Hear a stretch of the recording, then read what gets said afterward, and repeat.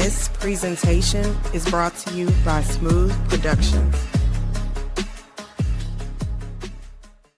Welcome to another edition of your Wednesday Night Sports Delight Platform Sports Talk Show.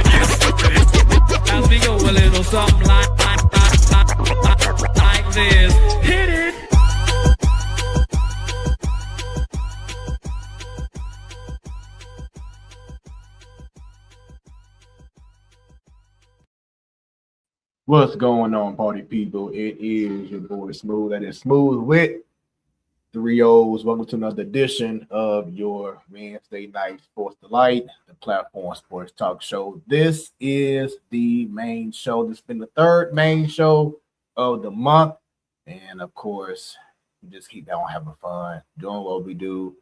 Actually, I believe in a couple of days we'll be I think next week is the official 1 year anniversary, not 1 year, but 9 year anniversary of the Platform Sports Talk Show Network. So the Man Cave will be celebrating that. But it's been a pleasure to hold this show down consistently every Wednesday for 9 years strong. It's been a force here in the Lou and over the globe as well. And we just hope that this show, with your help, your participation, by you liking, by you sharing, not right now, but right now, sharing this stream, no matter if you're on Facebook, on the X, on Instagram, on YouTube, go ahead and get them shares going. Let's get even more people tuned in, because if they've been missing out on the main show on the Platform Sports Talk Show Network, well, it's time to go ahead and reel them in and welcome them in and show them what we all about. I call this the premiere show on a Wednesday night. We do our thing. We passionate. We love talking about sports, whether it's local or all across the globe.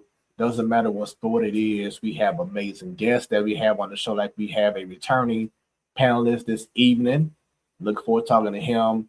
But there's no topic that we can't discuss. And this show is better the more that you interact with us. So throughout this whole episode, leave comments, leave questions, whatever it is. We want to interact and make this show even better, not just for you, but for ourselves as well. That's why it's called the Platform Sports Talk Show, because we are providing a platform for the people like yourself to go ahead and not just listen and have your own opinions to yourself, but you can go ahead and type down those opinions, and it could be shown on the screen. Just like right here, we have Nate, who I believe is the guest's son. I'm going to just assume that. But yes, if you leave comments like that, it'll be on the screen. He says, let's get it. So there we go. We want to go ahead and once again interact, have a great time, and talk some sports. So before we do that, some more promo for you. Make sure y'all go ahead and follow the Platform Sports Talk Show Network all across them socials. We on Facebook, we on the X, we on Instagram. Go on YouTube, subscribe, and click on that bell. If y'all put in the Platform Sports Talk Show, you will see it all across social media. Let's make that happen. Let's spread the word about the Platform Sports Talk Show Network. If you know someone that would be an amazing panelist or a guest on the show, or maybe we can even go out to your location or to a different location and do a show remote. Maybe get some great footage of a amazing football team or high school team or whatever it is, sports related. Shoot us an email, platformsportstalkshow gmail.com. Once again, platform sports talk show at gmail.com. If for some reason you can't see the show, even though I see Miss Dub, our favorite fan, showing me love. So shouts out to you, Miss Dub. But once again, if for some reason you're not able to watch the show, we know life and you can't watch it right now and see what's going on. But we got a solution for you. You can just listen in by going to hot365radio.com right now. Hot365radio.com, or by just downloading the app. Just simply put in Hot 365 Radio and you are good to go. You can download the app on iOS or on Android devices. We also have a Twitch channel, twitch.tv/Hot365 Radio. And you can catch the replay of our most recent show each and every Sunday at 3 p.m. Central Standard Time. High definition of crystal clear. It's an amazing app. They have a lot of different amazing shows. We are the first sports talk show, so we set the trend on Hot 365 Radio, and actually had the owner, the station programmer, the person who created Hot 365 Radio, Mr. Kevin Hamilton, on my non-sports talk show. I'll get to that in a second. But every first Wednesday of the month, right here on the Platform Sports Talk Show Network, you have Ladies Night, the best panel of ladies who love sports. And I tell you, from the host Bunny to Jobo to Faith to the wifey Jayance to Annie when she's on, there's nothing that you can get past these ladies. They know their sports and they have plenty of ways to show it. So check them out every first Wednesday of the month. Every last Wednesday of the month, you have the Man Cave where anything can go down. Shouts out to Stanley, to Sadal, to T-Bone, to Rio, to the blackest man on radio and on TV, Craig Black. These fellas be holding it down. They have their own way of doing things in regards to the show, but they know their stuff as well. So support the Platform Sports Talk Show Network. I remember earlier I said I had the station director or program manager, owner, founder of Hot 365 Radio. Well, he was on Smoooth Conversations, and it was amazing. Kevin Hamilton, also known as DJ Deuce, he was on the show, and it was just amazing what he did on the show, man, and what we talked about as well. So just support, what I'm saying, what he has going on with Hot 365 Radio. But Smooth Conversation, where the conversations are always smooth, goes down every Thursday, 6 p.m. Central Standard Time. Make sure y'all go ahead and follow it on YouTube, Smooth Conversation, Smooth with 3 O's, and on Beat District Radio. Go to beatdistrictradio.com. Shouts out to my district family. You can also download the app as well. Once again, that's Beat, B-E-A-T, for those listening right now, districtradio.com, and just check out just the blessings that we have on both Hot 365 Radio and on Beat District Radio as well. So enough of the promo for right now. I think I'm done for now. And it's time to go ahead and bring in one of the panelists for this evening. She's not a newbie anymore. Maybe new to a few, but not a newbie anymore. She's been holding things down like she's been here for about 5 years. If y'all don't have some, y'all got to go ahead and get some. Faith, what's happening? What's up, everybody? Y'all better go get some, like Smooth with 3 O's said. How's everybody doing tonight on this fabulous Wednesday? It was gorgeous today. Man, gorgeous today. It was. If anybody amazing. plays outdoor sports, should have been playing today. Yes, unless it's pickleball.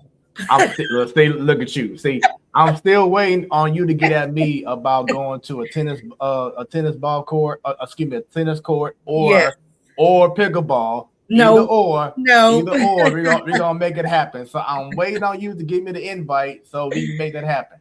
Yeah, it's that time of the year. It's that time of the year. So everybody that's out, and doing and enjoys, outdoor sports, I hope that you took advantage or was able to take advantage of that today. 'Cause today was an absolutely glorious day for that. So I wasn't. I was not fortunate today. Typically I do. Typically I steal some time away to go play some tennis today, but I wasn't fortunate today. I had a bunch of work to do. So I hope everybody else was though. It was gorgeous today. Man, I have to go ahead and say this now. If I appear to look sleepy or yawn may come in every now and then, please forgive me because I had a busy day. I was out since 8:30 this morning. Uh, I do have videos, but I'll save it for the crew. But I had the pleasure of getting some behind the scenes of how the infrastructure is set up in regards to doing events at the American Center slash the Dome. And so I was able to be actually on the floor with 60,000 seats looking down at me as if I was a wrestler. I was able to walk on the catwalk on the very top of the ceiling, looking down at Oh, all them Smoooth. seats. Yeah, I mean it was a blessing, man, and it just really allowed me to see some things from a different point of view. I love to see like the behind the scenes of how things are done. So People need I to was tap in because you be yeah doing things. yeah, man. Yeah. So it was just truly a blessing for me to be able to be asked to come and check out some things because I'm working on some stuff for my church as we want to innovate and bring more things to my church. And so one of the people who came out to look at stuff, he wanted me to see things from, his perspective at the dome. So it was truly amazing. And he was like, "You ain't scared of heights, are you?" I'm like, because I knew where he was leading to. And I'm like, oh no, I'm good. So I'm all confident. So we go up this ladder, boom, boom, boom, boom, and then these steps. And like as soon as the step down, I just see all these seats just all down here. I'm like, I whoa. don't know. I'm like, whoa. I But don't know. but then like, after a few seconds, because now I'm like, okay, I'm here, I'm good. So it was just all good then. So I'm just looking down like, man, this is crazy how they like put trust up in the ceiling and it was just amazing. So, That's what's up. not many people can say that they walked on the catwalk and seen a lot of things that I've seen, at the dome. So it was truly different. It was different. It was dope, and I'll never look at the dome again like I used to. Cause now, No, again, literally, you will not yeah, have the same perspective yeah. So again. it was dope. But then came home, did some outdoor work with the front and backyard. So if I'm like, hey, forgive me, y'all. I apologize, but we're gonna still keep y'all up and keep y'all going because we have an amazing show, and I'm honored to bring back a man who we first met in high school. I played for Vashon High School. He played at Beaumont. This man is one of the true ballers here in St. Louis, and now he is one of the most prominent, long tenured coaches at St. Mary's Catholic High School, South Side, holding things down. All they do out there is win, win, win. He is a proud father. He is a proud coach. He is a proud assistant athletic director, and he is a proud WWE fan. We're gonna talk about that and so much more. Everyone leave comments. Once again, go and get them shares going right now as I have Coach Bryan Turner. Coach, what is going on with you, man? What's going on? What's going on, family? How y'all doing? How y'all doing out there? Hey, Man, coach. doing well, It's brother. Fade, Smooth, man. Appreciate the man. It's like coming back home, man. I think I know we talked about this a lot of times, man. You kind of put the battery in my back, man, to kind of start getting more and more involved with having a platform, kind of utilizing my voice and kind of like, I mean, this is just like, once I start talking and kind of getting it out there, it became natural. So, man, Yeah. shout out to you, man, for putting the battery in my back, man. Appreciate that. Hey man, it's all love. I always say there's money everywhere. The money won't ever run out. You know what I'm saying? So who am I to try to stop someone else from doing what they want to do? You know what I'm saying? We all have a lane, and it's all about how you just create your lane and make it happen. So in Absolutely. regards to your podcast, you've had a lot of great success. You've had a lot of Mhm. great guests on your shows and everything. Mhm. So shouts out to you in regards to that. And as I said before in the intro, just congratulations on your success at St. Mary's. I know you have to be one of the longest tenure coaches at St. In high school basketball. Is that correct? Man, that's crazy because I had these conversations a lot with folks that that kind of know me, and I'm kind of getting up there when it comes to as far as like not saying mentors, because I mean my mentors was always the OGs, and so I always would look up to them as far as for advice, picking their brains on things, and then just naturally being an historian of St. Louis basketball, St. Louis high school sports. And now I'm at the point right now where I see a lot of like young people getting into the game, starting off maybe their first couple years of coaching, and now they're giving me the phone call about how to do this, how to do that. And it's a blessing to be in a space to where, like you said, man, one of the longest tenure coaches. And then I look around as far as with my peers, and I'm like, man, yeah, look, and I have been at this job almost like 10 years doing this, and so it's an honor. Yeah, it's an honor. It's great to have some stability, and I think we've had conversations where this wasn't always the goal, because I mean we had like a cloud hanging over our head to a degree when they talked about the school closing and different Right. things like that. But to be here in this space, going on my 10th year, man, it's a blessing. It's truly a blessing.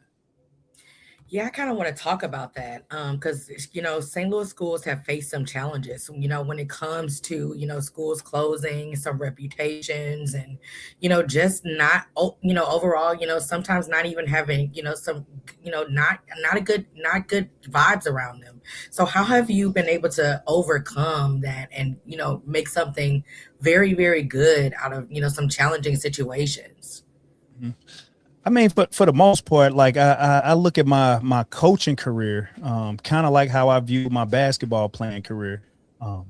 First of all, setting goals, like trying to set some goals for myself. And once you start setting goals, it's just kind of like you just stack those days. And when you look up, man, it's 10 years didn't pass, but stability is key. I always wanted to be in a situation like when when I was in high school, I had the opportunity to transfer to schools and transfer here and transfer there, being an elite basketball player. Coaches want you to come play for their team. And it's something about having a sense of loyalty. I think is missing a lot with just society today. Not a lot of folks even know what loyalty is, and then not a lot of people know how to teach loyalty. So when I became a coach in a space, I ultimately went back to my high school. My high school closed down after my first year being the head coach, and I had to pivot. So that was kind of not my choice. And then I went to another PHL school. Shout out to Gateway STEM. Went there for 2 years, and it wasn't a good fit. And if I could stay there, I would stay there. But then, like I said, things didn't kind of work out. And then I ended up at St. Mary's. And once I got it with St. Mary's, it was just, in my opinion, it was a dream job. It was a situation where kids were coming in. They really, really wanted to learn. They wanted to learn the game. They wanted to learn how to get to a high level. And it was just second nature to me. And so once I got in that space to where, hey, this is what I like, this is what I want to do, it never really seemed like a job. And I never really tried to venture out to try to look for, hey, man, maybe this is cool over there and cool over there. I just kind of stayed put and pretty much tried to build it how I wanted to see forth having it. And so that's the big thing. And that's some of the things that I talk to a lot of young coaches about is like, hey, get into a place where, hey, if you like the situation and things are okay with administration and the higher ups, you don't need to bounce around, because you'll be surprised looking at somebody else's, hey, the grass may be greener over there. And then you go over there and it's not the best thing. And so I'm big on legacy. So when I go back and when people write my story, I don't want people to say, hey, he bounced from this school to that school to that school to that school, chasing this and chasing that. I'm happy, I'm content, and I'm ultimately satisfied. So with that being said, you said something about legacy and loyalty, something that is not really popular and going down in the NCAA. So we all know about NIL. We all know about transfer portal and how once again the grass ain't greener on the other side, but you got players who choose 4 different teams in 4 different years. So when you see that, and as a coach, we know when you have recruiters, I know how you had both Yuri Collins and his younger brother, so the recruitment for both those guys probably were dramatically different, years apart.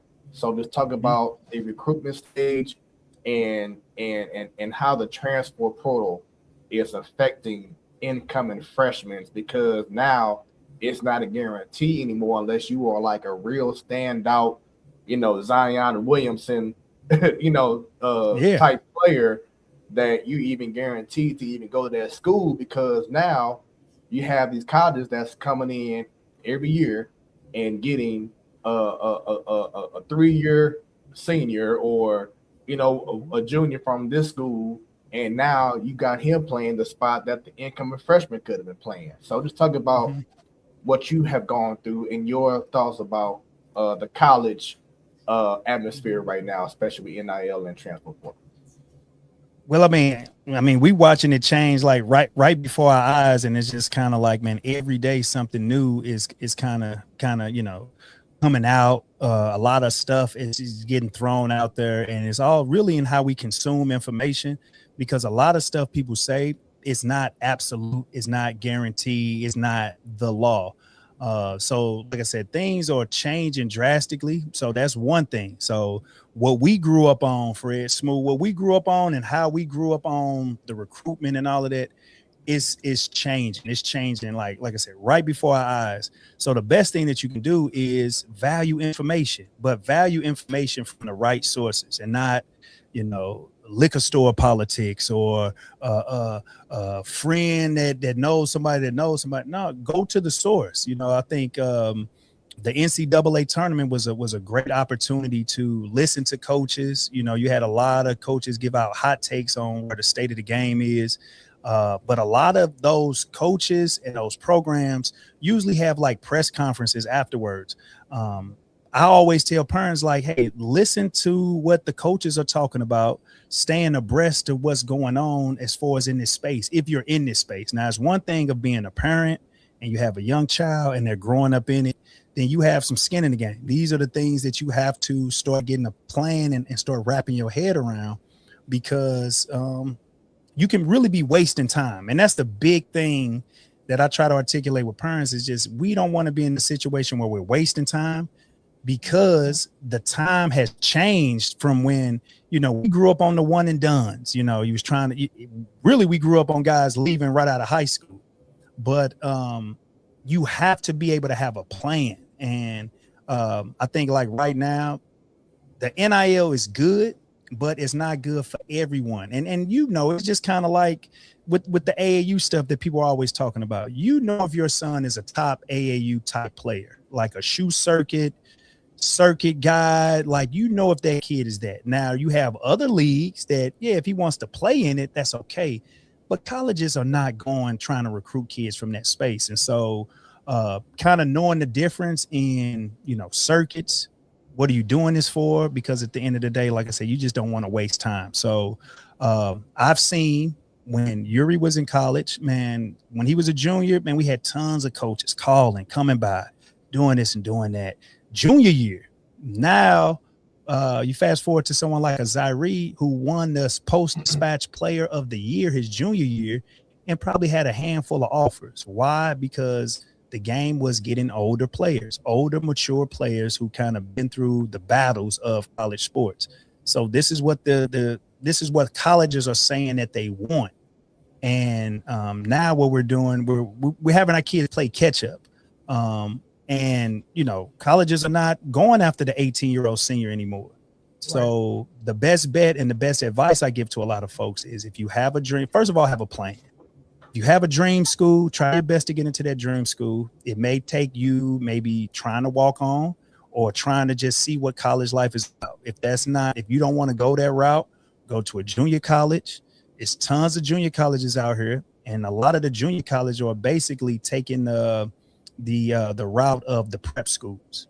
So you go to a junior college 1 or 2 years. Now you come out a little bit more physical, a little bit more mature. Now coaches can start paying you because you're a little older.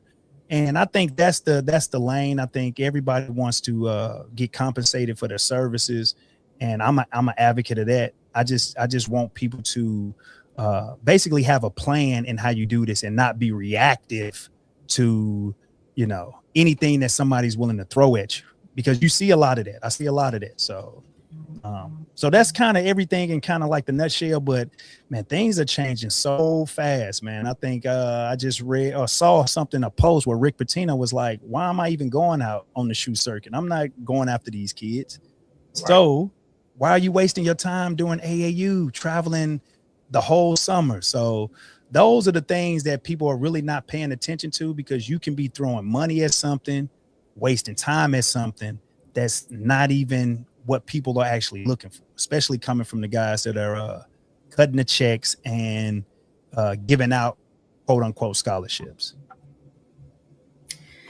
Yeah. Coach, I think you make some great points there. It came up a couple of weeks ago. I think, I was on one of our sessions, and it came up about the amount of money that parents are spending for elite ball for their children. And I actually was going to ask you a question about your thoughts about the impact of AAU programs and the rise of elite sports, but you kind of answered that already. So I guess I can kind of piggyback off of that and ask you, from a parent perspective, what do you think the value is, or even if it's worth it at this point to continue to throw hundreds of thousands of dollars, into your kid playing elite sports?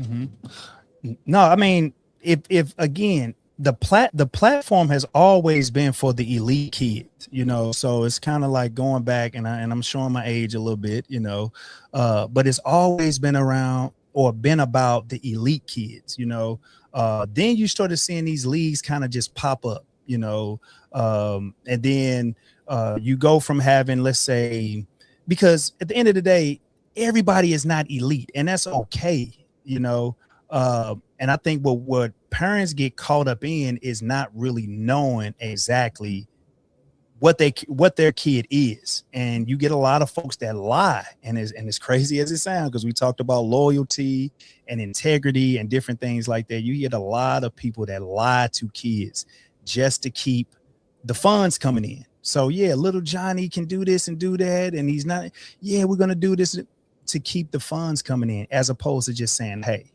you're 4'7", you're in the 10th grade, son, just try pickleball, try something else. Let's be a manager. Let's be pickleball will probably work at 4'7". And again, I'm not trying to, bash anybody or do, because like I said, I've seen, kids with heart, man, go a long way and get it done.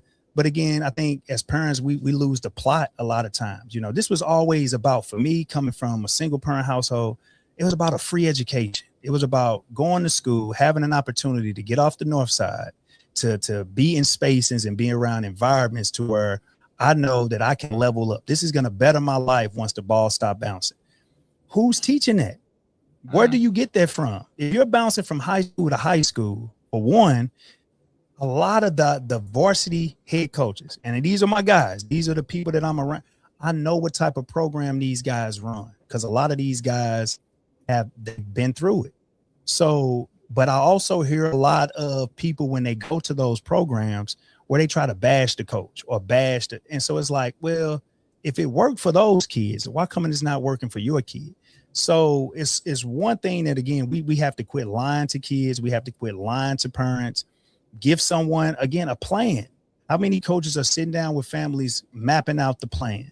How many parents are sitting down with their kids mapping out the plan? And a lot of folks don't, you can't sit around and say you don't have time to map out the plan. So what are we doing?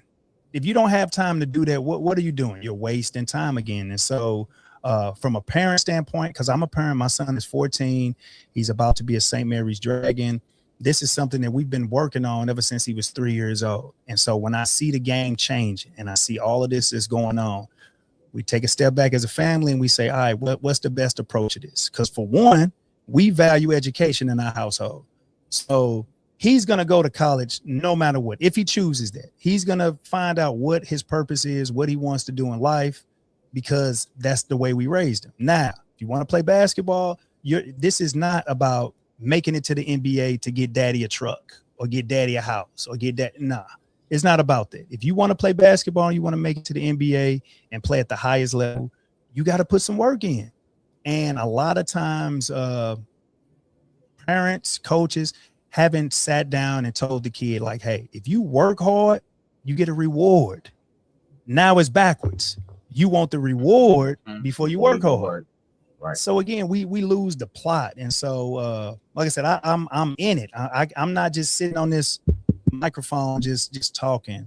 I'm actually in it. So with my son, we dialed back from AAU. We dialed back from doing a whole lot of the traveling, because I'm like, okay, what is this for? Is it for me or is it for him? And again, we sat down and we mapped out a plan. And I asked him, what are your goals? How many parents are sitting down with their kids asking them, do you have a goal in mind? So my son said, all right, Dad, I want to dunk. I want to be able to dunk. Okay. So let's get a plan together. Let's sit down. Let's map out a plan so you can accomplish one of your goals. In that time span while we're trying, where we're doing it, confidence grows. Now you're getting your confidence up. It has nothing to do with basketball now, but your confidence is growing. That's what we're missing as far as with the development of kids. You know, when the success don't come right away, when you don't get the rankings, when you don't get this and that, kids turn to do something else because it's not coming how I want it. I want to try something else. So you start getting all of this crazy mess that goes on with what you see right now in AAU. So that was I'm sorry if that was a little long-winded, but it's like an onion, man. Once you start unraveling, and it's so many different layers that you go down. But those are some of the things where I would start with if I have a student athlete trying to go down this journey. Have a plan. What is going to be your plan? So you brought up your son. So I take it that does he want to play basketball at St. Mary's? Oh yeah, absolutely. Okay. And a lot of times I have to, I put things in perspective for him, because you have to. It's again, this is not my journey. This is his journey. You know, I can call Misha every month. Hey, did Coach BT got any eligibility left? They're gonna say, nah, it's over. It's over, son. Nah. So this is time. So I'm telling him, hey, if you work hard, you're gonna get a reward. That's it. Work hard, you get a reward. Now I don't know when that reward is gonna come. So now we're kind of going into how are you raising your kids? Are you raising your kids to have faith? Are you raising your kid or your kids growing up in a household where there is faith, where there is trials and tribulations, ups and downs? And so now that starts to speak to a whole nother type of kid. And if you look in the NCAA and you look in the NBA, they're going away from getting the single parent trench baby. They don't want the trench babies. I think I read somewhere, it might have been in what is it? One of the journals that the NBA players, and they said that basketball is becoming so expensive, it's becoming like a country club sport. Mm-hmm. So they don't want, a trench baby out there. Now they'll take, there's a few that they'll go get, but it's about now they're looking for the entire whole person. And a lot of these kids, household. Exactly. Or I'm gonna go one step further, 2-parent household of former athletes. Mm-hmm. So now they know the grind. They know what to expect. They know that it might not happen at 16. It might happen at 21, 22. Can you stay fast? Can you keep going all the way till you get there? Have faith to when you get there. And then I think these are the kids and these are the people that the league is kind of going after, because the American athlete is not going after greatness. All of this is just turned into a hustle. Hey, well, I can definitely guarantee, and I'm proud to say that we do have faith right here on the Platform Sports Talk Show Network. Every day, every Wednesday, except for the last one of the month. So yes, we do have faith. But now I asked you about your son playing. So have you already put in your mind the eventual opportunity to officially coach your son at a high school level, and how you're going to feel as a father and as a coach if that time comes? Oh yeah. You know, we sit and talk about this all the time, and so like I always tell them, man, like, you know, you got a cheat code that's in your ear pretty much every night, telling you the things that you should be doing, how to carry yourself, how to eat, how to articulate, and two, that, you know, don't be pigeonholed to just thinking that, you know, that this one game defines you. You know, we talk about this in my household all the time. Games don't define us, losses don't define us, wins don't define us, you know. So you don't let something like a game, a loss, rankings, points, you don't let that stuff define you, you know. And I think, you know, he has that. And that's one thing that I have to say about him is, like, you know, it's an honor to have a child, because, you know, we all hear about all of the stuff that's going on out here with the youth. And any kid that comes in my program, I treat them like they're one of mine. Now, at the end of the day, I'm not going to be able to put my hands on them. I'm not going to talk to them crazy. I'm not going to do all of that. I'm just going to lay it out for them, you know, and again, be as honest as possible, because I tell them all the time, hey, do you guys know what it's like to be 44 years old? Oh, no, coach, we don't know. But guess what? I know what it's like to be 16. I know what it's like to be 17. I know what you guys are going through. Now, with that being said, I would want a coach to tell me about this, to tell me about that. And so that's how we do things at St. Mary's. It's not just we're just rolling the balls out and we're doing things like that. No, we have men, we have fathers that are very, very invested in the community, the culture of what's going on with the youth. Because, I mean, anytime you cut on the TV or on your phone, you're hearing about all of these crazy things that's going on with kids. And so with mine, I'm very, very happy to say, hey, you know, we raised a good one, but at the same time, it's one of those things that this is your journey. I'm not going to always be around you. So hopefully we're putting things in your mind that, hey, if my parents weren't here, would I make this decision? Would I do this? Would I do that? And so that's all what we try to do. And even with him, when we get to that moment where he's able to play, he's able to contribute, I mean, it's going to be a joy, because it's something that I've been working towards for a long time. And to be able to do it, it's just, you know, it's one of my goals. So when I tell kids, I'm like, hey, I still have goals. I still dream. I don't like being around people who don't have goals, who don't dream about anything. So that's a goal. That's a dream of mine. And when that happens, then I got to make more goals, more dreams. Mm-hmm. Now, Faith, I'm going to go ahead and say this now on the Platform Sports Talk Show, that by the time his son is playing for him, you see this nice white, you know, patch of hair. BT's going to have a whole lot more of that by the time his son is on the team. Man. You already know. Definitely gonna have a whole lot more. Fill in there for sure.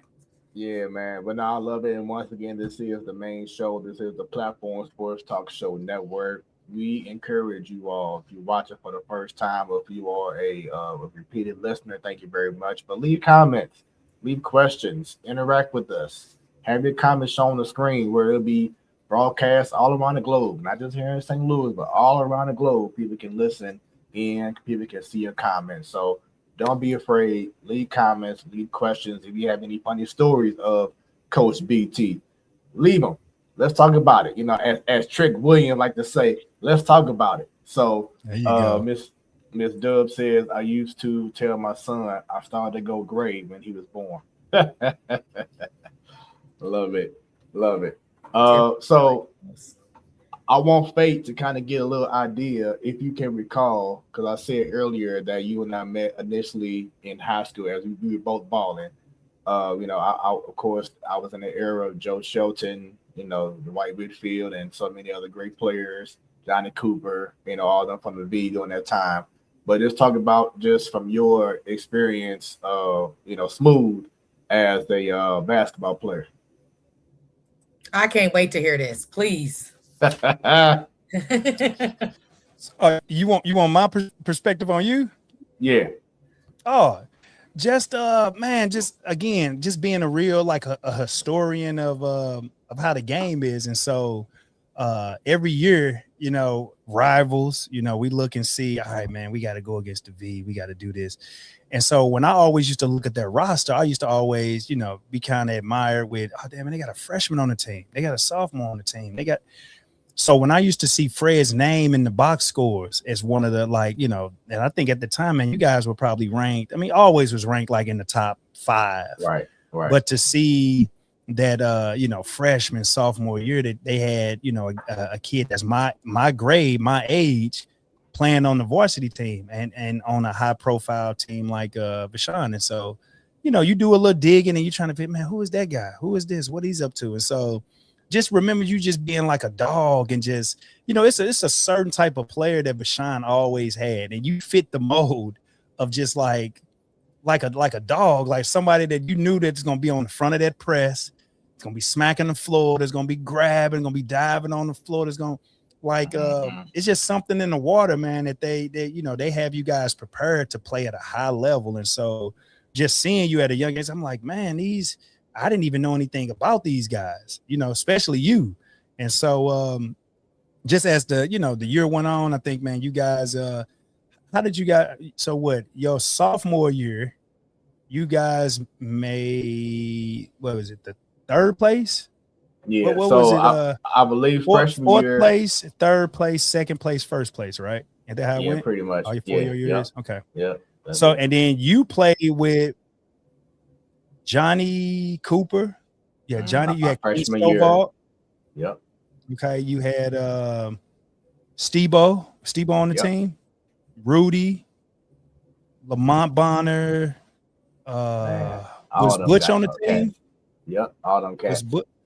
See, like I said, I'm just picturing all of this in my head because I spend nights just looking at magazines, looking at you guys like, hey man, you got to go through them. We got to go through them. And so I just been big on legacy. And so, like I said, just watching you grow up, seeing where you are now, knowing the pedigree that it would take for someone to be on the Vashon team in the 90s, man, it's just like, it's something in the water. So you have it. It's in your veins. It's just one of those things that just being, like I said, a student of the game, I'm like, oh man, they're going to be tough in the next couple of years. And so that was my first recollection of seeing you in, like I said, on the stats, coming to watch you guys play, and just was like, oh man, just you fit the mold. You fit the mold of a Vashon guy.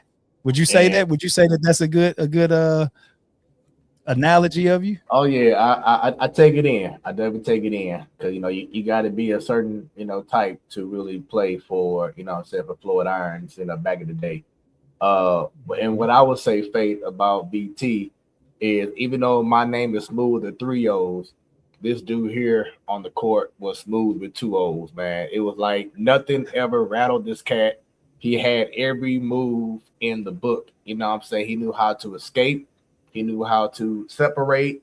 He knew how to just make the game look easy. You know how they always say, especially when you locked in, that everything looks slow.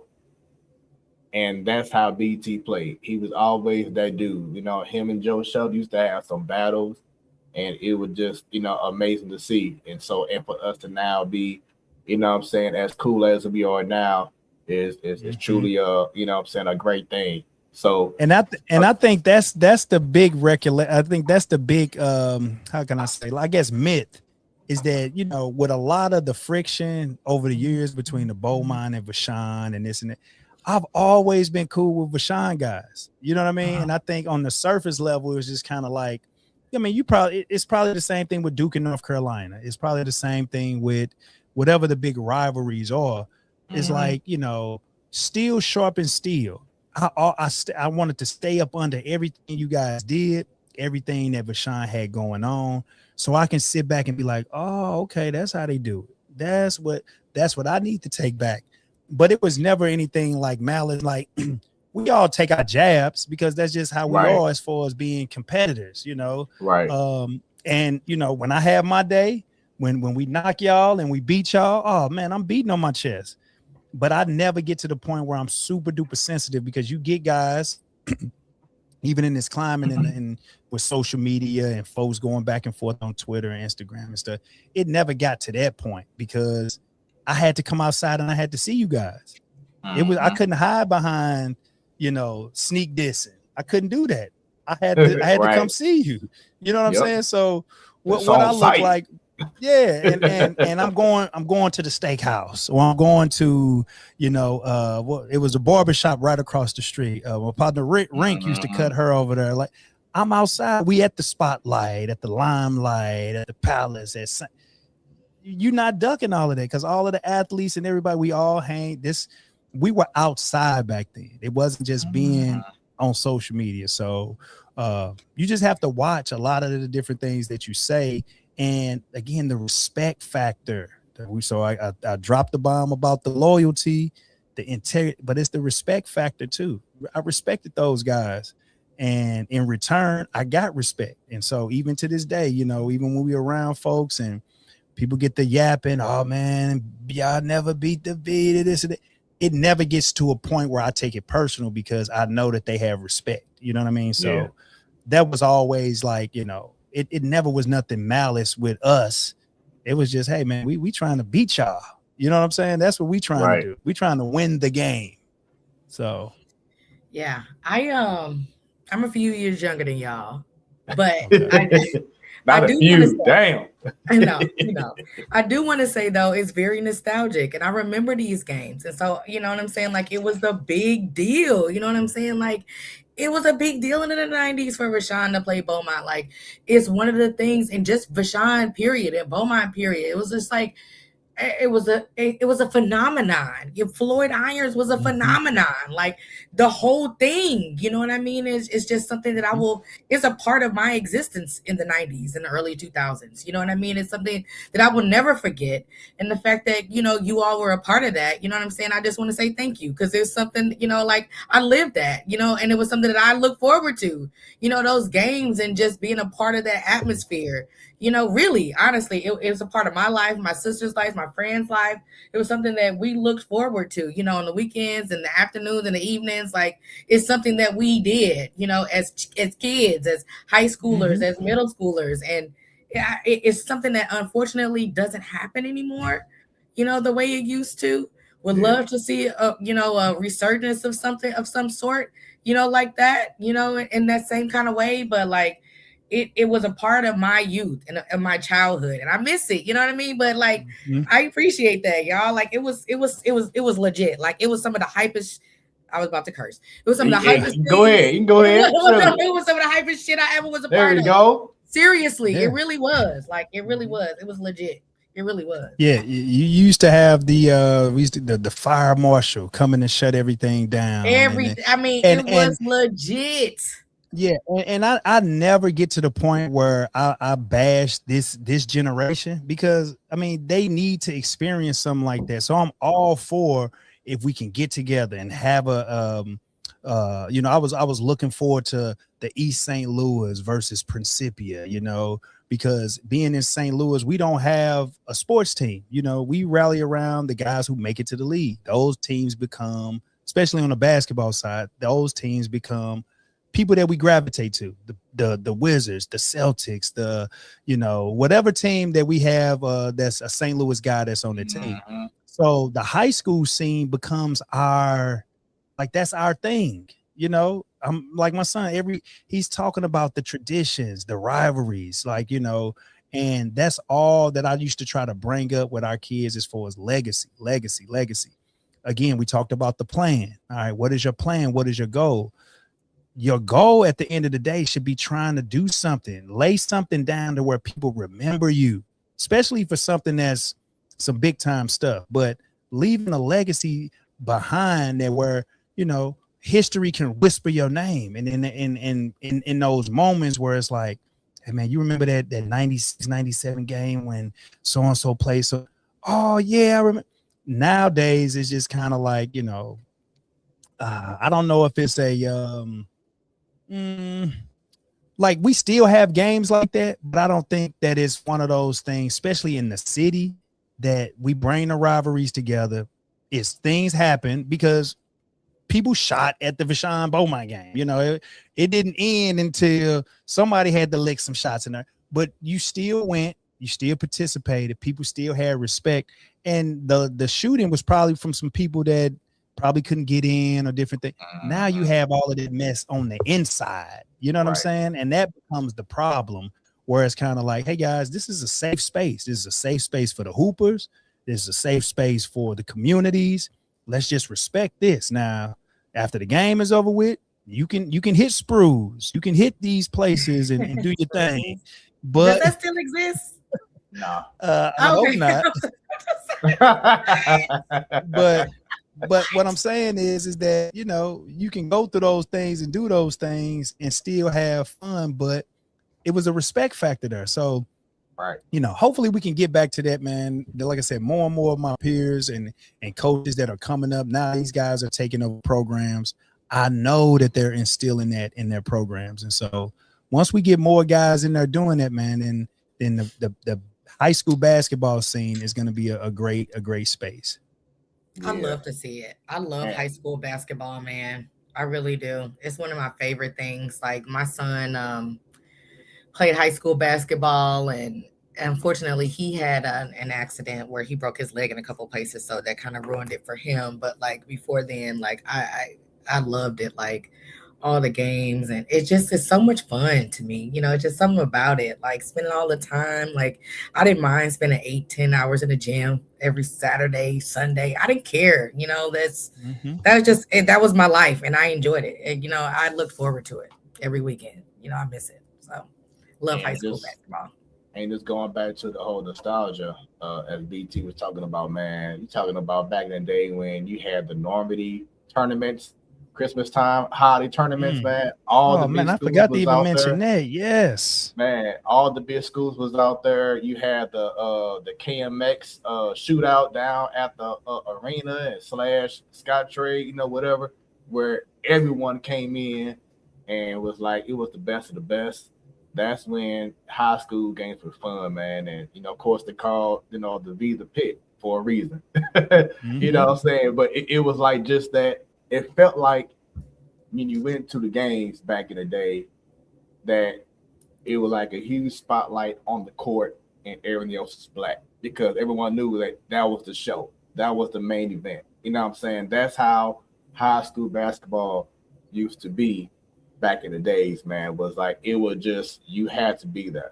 You know what I'm saying? And it was just truly an amazing thing. So I had the privilege of, you know, when I was a kid, I would, you know, watch the V play as I was growing up, and then being able to see it on the other side of playing on the court, you know, playing at Normandy, going to different schools and be able to travel as if I was a NBA team. I mean, because we had outfits to go everywhere. I was just gonna ask you this, Smooth, man. How many contracts did y'all used to have, man? Y'all used to wear, man. They had everything.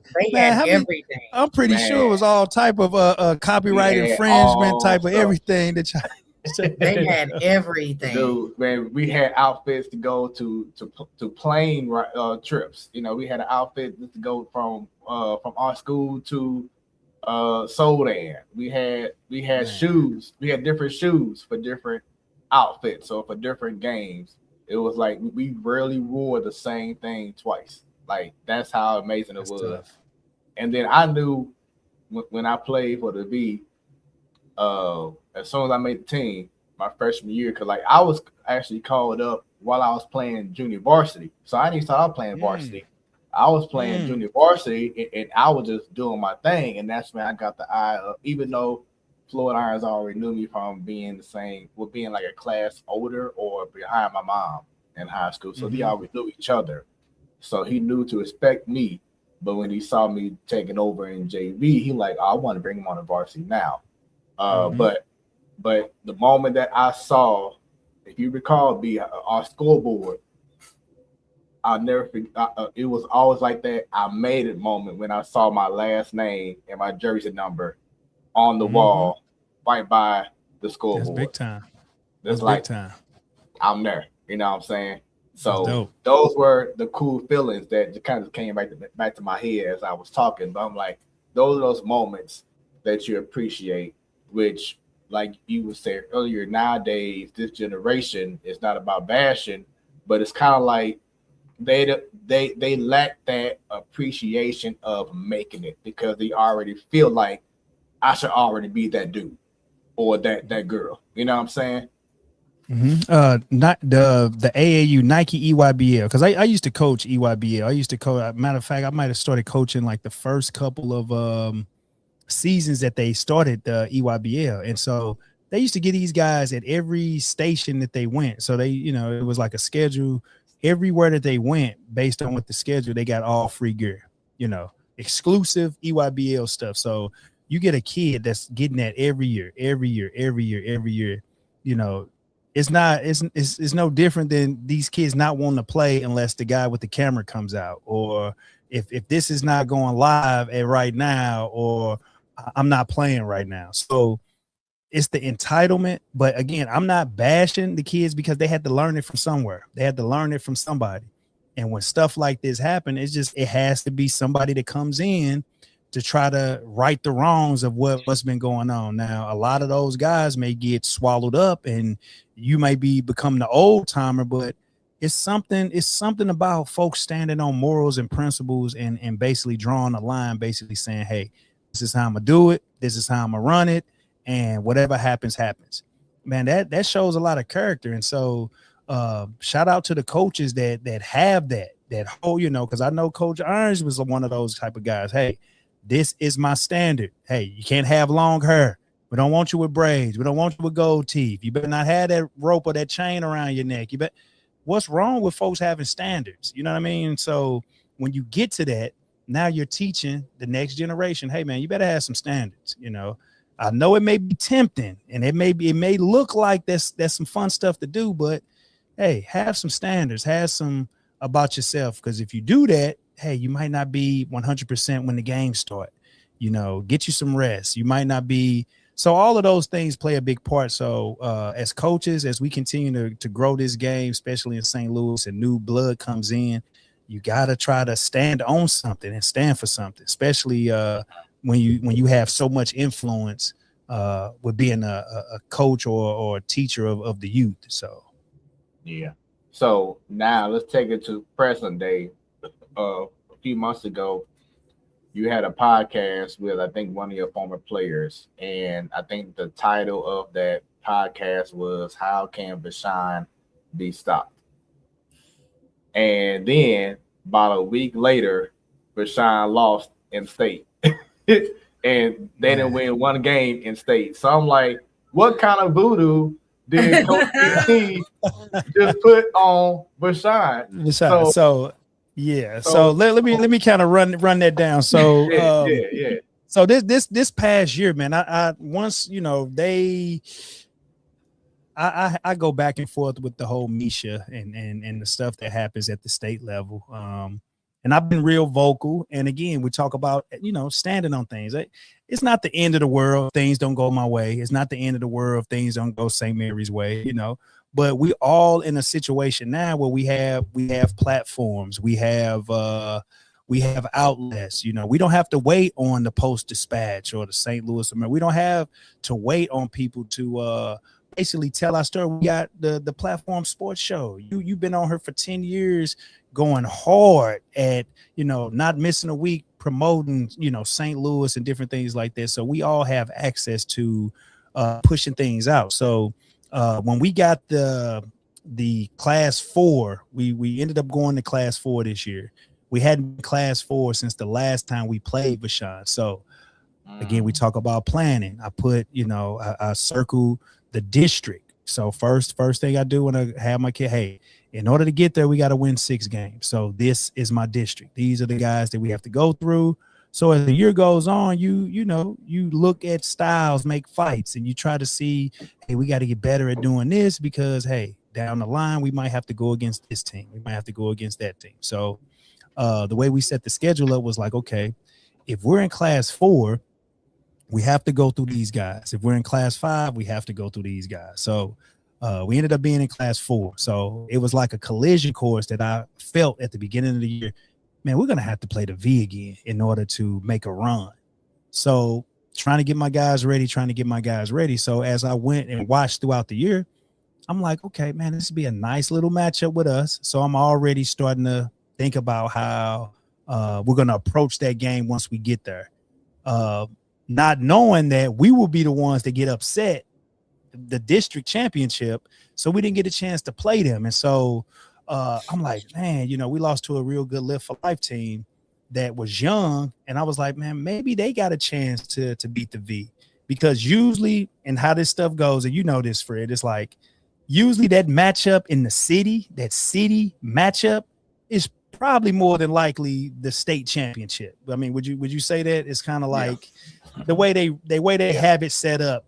The state championship is going to probably be a blowout, not knowing that the Logan Rogersville team was going to be filled with all type of D1 players on there. So no knock to Logan Rogersville. I just felt like whether if it was my schedule, Live for Life schedule, Vashawn's schedule, any three of us would have a chance at knocking those guys off. And then once I kind of started to see them, and once they got past Live for Life, I'm like, man, if they knocked us, if they knock Live for Life, man, they're going to probably run through again and win it again. So I was already foreseeing them kind of running through the state, like, because I saw Clayton on the other side, and we had a battle with Clayton, and I'm trying to compare the two, and I'm like, man, Vashawn is just a different beast and a different animal. Who's going to be able to stop these guys? Because I know what you guys have to go through. You know what I'm saying? So I'm always rooting for the city guys, and I'm like, oh man, nobody's gonna stop them guys, man. Just gonna give them the trophy. Then I saw the game, and I'm like, them guys play with so much poise. The Logan Rogersville team play with so much poise, and then the kid that's a junior going to Indiana, in some circles they're saying he's a pro, and it kind of takes me back to the Ryan Robertson days and the Troy Robertson days with St. Charles West when they destroyed the V, and so I'm like, man, this is them all over again. So that's how we came to that. And I didn't try to put any little hootie hoo on Vashawn. I wanted to be the one to beat him. Because like I said, I wanted to be the one to knock him off, So that's how we got to that. But shout out to Jimmy, shout out to Vashawn and all of the great things those guys do. Shout out to Logan Rogersville for being able to man, just snatch it and run with it in class 4. So no, it was a great high school season. I look back, shout out to MICDS. I think they won the state. Oh gosh, some more words that I can't stand. I can't stand pickleball. I can't stand MICDS. Oh, geez. They finally got one. And then you had Principia. Shout out to Career Academy. Career Academy made it to the championship game. And so these were 5 teams that we played that were on our schedule. So I was like, if those teams were able to get past us, and Vashawn was able to kind of destroy those guys, it's a chance that they can just run away with it. But those guys from Logan Rogersville had a different story. So shout out to them. Yep. So once again, this is your Wednesday night Sports Delight, the platform sports talk show. I am your boy Smoooth, and on the screen to my left, on the left side of the screen, we have. Oh, that's me, your girl Faith. Sorry, I got my eyes on playoffs. Looking at, I got. I got the playoffs right here on this screen too. So I feel you. And we also have returning special guests. Who we have joining us? And Coach BT in the house. There we go, man. So I hope y'all been enjoying so far the conversations. We're going to get right into some of these topics. The first one, of course, is, you now have my attention. What sports story or stories has your attention? And this, of course, has to be something that's not related to what we already have in our upcoming segment. So start off with you, Faith. What has your attention right now? It's always tennis news with me. We are always forever watching the Serena comeback story. Still no updates, no news yet. We're watching it for Wimbledon, possibly. That is the grass court tournament, major tournament of the season. possibly with a doubles with Venus. We all know Venus has been playing for a while now. As we know, Serena entered the anti-doping pool back in October, which makes her, qualified now to actually start to enter tournaments. She has been practicing with Alicia Parks, who is another American on tour, who actually won her qualifying match the other day, and who should actually be entering the main draw in Madrid. And I think she may play tomorrow, so we're going to keep an eye out for that. But in other news, in tennis news, Carlos Alcaraz actually pulled out or withdrew from the Madrid Open. Clay court season is his season. Clay courts are his specialty. And so this is actually very concerning for folks because he won the French Open or Roland Garros last year. And so he has a lot of points to defend along with Coco Gauff going into the clay court season. They're saying that this is a fairly serious wrist injury for Carlos Alcaraz. So we are watching him, and we don't know really honestly what to predict or to say about whether he is actually going to be able to play in France. So we're going to keep an eye on that. And that is what has my attention in the tennis world. And we're going to pray for Carlos Alcaraz. We want to see him. So BT brought up earlier how special rivalries were back in the day. And then I think about tennis, the Andre Agassi versus Pete Sampras. And, Yes. that era was just amazing. So is tennis missing rivalries right now? I guess it depends on who you ask, right? Because I think the biggest rivalry in men's tennis right now would be the Carlos Alcaraz Jannik Sinner rivalry. They go back and forth, number one, number two in the world. This makes it a little bit more difficult right now with Carlos Alcaraz being injured. I think everyone was looking forward to another matchup between he and Jannik Sinner in Madrid, and of course in Roland Garros in Paris, France. And so I think that the biggest rivalry in men's tennis is obviously that one. I think in women's tennis, it's a little less obvious. I think that the rivalries in women's tennis are a little bit less about ranking and a little bit more about emotions, and a little bit more about I guess maybe off-court shenanigans. And so if you keep an eye on some of those things, that may be some of the things that may be brewing, I guess, back and forth with women's tennis, because there is so much fluidity in the women's game as far as like rankings. I mean, obviously, Sabalenka has been the clear front runner and number one in the world for a very long time. Elena Rybakina now is actually getting a lot closer to that. Iga Swiatek has been up and down. Her ranking has dropped. Pegula has kind of been in the 2 to, I guess the 3 to kind of like 10 spots have kind of been fluid. Coco has kind of been in there. Pegula has been in there. Rybakina has been in there. Alicia, what's her name? Keys has fallen and dropped in there. So there are a couple other players who are kind of like in the mix. And so women's tennis doesn't necessarily have as many rivalries right now. A good one back in the day was obviously the Serena Williams, Maria Sharapova rivalry. Right. Hopefully we can get something going like that again. Would be great to see. Would be great for the sport of tennis, especially on the women's side. But as of right now, especially for rivalries in tennis, right now we've got the men's with Jannik Sinner and Carlos Alcaraz. All right, BT, what has your attention? Man, I'm really, really, really trying to figure out and wrap my head around this WrestleMania season. So I'm interested to see what's the big fallout from all of the stuff that happened this weekend. Yeah, I feel you on and, that. And in particular, it's the Brock Lesnar, trying to figure out, because I think I read some report where they were saying that it may be a possibility that the WWE may pursue legal actions against Brock Lesnar.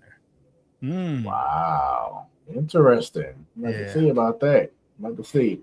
So that's what I'm really trying to, because it was just so much wrestling this past weekend, and now it's just you heard the stories, you heard all of the stuff that happened in the hotel, you heard about the stuff that happened with all of the different talents, and so I'm just trying to wait to see what are some of the inside talk from the quote unquote marks and what folks are saying on the internet, because yeah, it's I think, you know, when you get to the end of wrestling, WrestleMania, now it's like a new season. So now it the way it's supposed to go.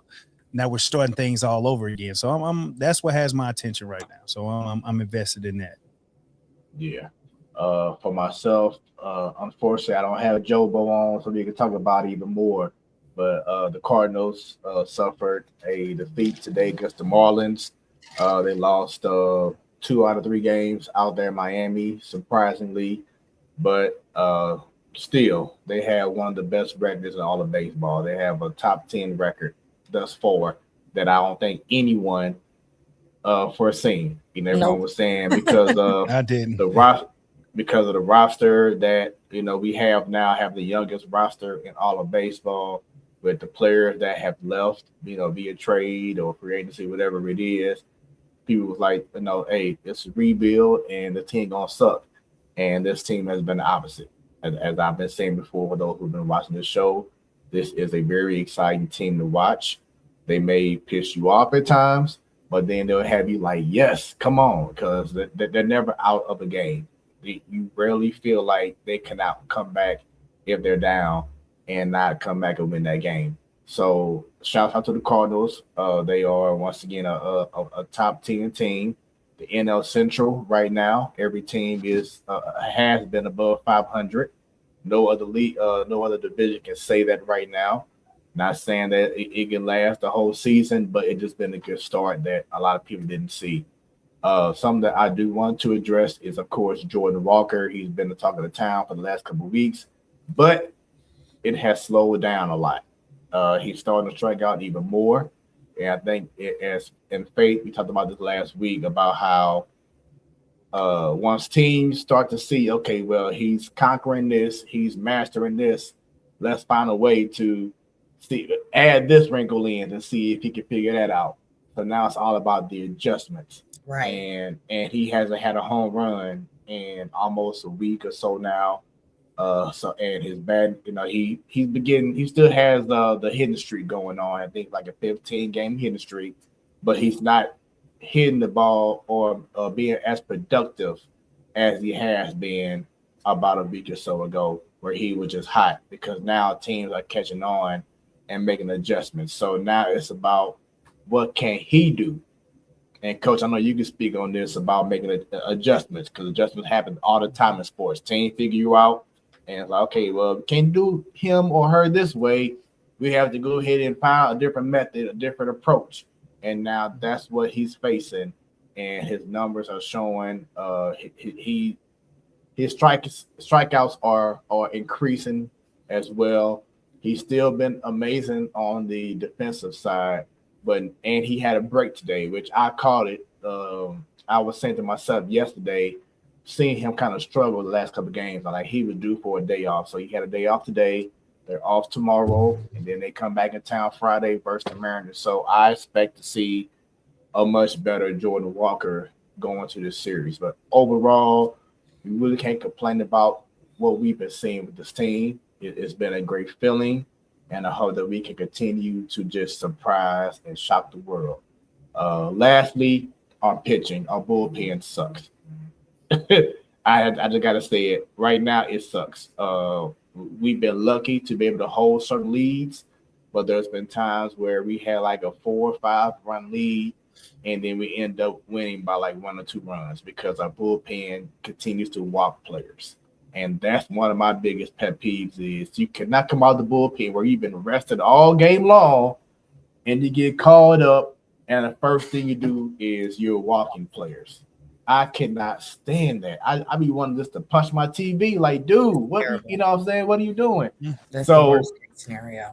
So they have to fix that. You know what I'm saying? I already you give up hits because you gave it your all and they just hit your best stuff. Then you walk in players, and then all of a sudden you walk 2 or 3 guys, and then you give up a grand slam. You know what I'm saying? So overall, once again, Cardinals great start. They're like, I believe, 14-10. So great start to the season, and it's about to get tough because we have the Mariners and then the Dodgers coming up. So 2 big series to see how this team is going to compete. against some of the best in baseball. So I'm excited about it. Look forward to seeing what they do. So up next, BT has the Royal Rumble chair behind him. Rumble, we just got done with WrestleMania, and I have to say here at the TSC, the Saunders Experience Faith, I wish she was able to come, man, because the wifey, she was able to watch. She actually watched both nights of WrestleMania. Nice. Because Nice. and BT, you recall Sharita? Remember from the special stream y'all had a couple years ago, the pre-show. She went to SummerSlam, right? Didn't she go to SummerSlam? She went to WrestleMania last year. WrestleMania. I know she went to one of them. Right. Yeah, wow. yeah. So she's actually brave. came. She's real brave. Yeah, she was going to go again this past weekend, but she saw the prices go crazy, and you know how things been going on with TSA and the world. So she's like, man, I'm just going to stay here. So she ended up bringing her daughter over here. So she saw night 1, night 2. Shouts out also to my district radio fam, Taji. She came through as well. T-Bone was here. Sadal was here. My boy Matisse was here. And we all just had a great time, man, watching night 1, night 2. Night 1 wasn't the best reviews, the best results from what I've been seeing on socials and whatever. But night 2 was that deal. But I'll start off, of course, with you, BT. Just your overall thoughts in regards to WrestleMania. Well, I gotta start off with it's this whole little TKO, all of this stuff that went down. I've been, and you know how I am, and I've been a through and through fan ever since I was probably like 4 years old, and this stuff comes and goes, and so I was excited. I was real excited. Maybe not as much in the past, because I feel like one part about wrestling is always been, it was always my outlet. I didn't want to because it's been a niche type of I guess entertainment. So a lot of folks weren't really into it. And then, like I said, I see a lot of folks that say, man, you still watch wrestling? That's the kiddie stuff. And I get tired of all of the mess all of the time that we see. I need an outlet. I need something to do. And so I was eager to, I was going to support it. But they got this app, this ESPN app. And when I say I was so mad because I hadn't got the app. When I first found out that you had to get ESPN, then a different type of ESPN Unlimited in order to watch the stuff, I bought a Fire Stick. Yeah. And I said, I'm not doing it. I'm old school. I remember $7.99, $10.99 for the WWE network. So I'm spoiled. And so when and to be honest, it's like it's always been a family thing for us. My wife loves it, my son loves it. Like it's always been like our thing. And so when WrestleMania season came around and it was like, you got to get this, you got to. I'm like, we got Peacock, we got what's the other? We got Netflix, we got Paramount. Like, I'm like, come on. So I tried to log into this ESPN app. It took me 30 minutes. You gotta put your direct T, you gotta put your cable stuff in. You gotta get the app, and then oh man, I forgot the password. I forgot the password to this. So I'm just giving everybody the long short version. So I'm pissed, I'm mad. Oh my god. And my wife and then I had a function to go to. I had a gala at the school. So my apologies. I wanted to come, but I had all type of stuff going on this weekend, and I'm at the gala because I ended up getting the app, and I ended up doing what I needed to do to get the app, and I had my phone, and I had to tell the people that I'm like, hey, I'm a wrestling fan. Like, look, before I was invited to this, and look, I'm watching this, so I'm watching this here, and night 1, it seemed like it was too many commercials, and trying to get into the story of, okay, why are these guys fighting again? What's the feud with these guys?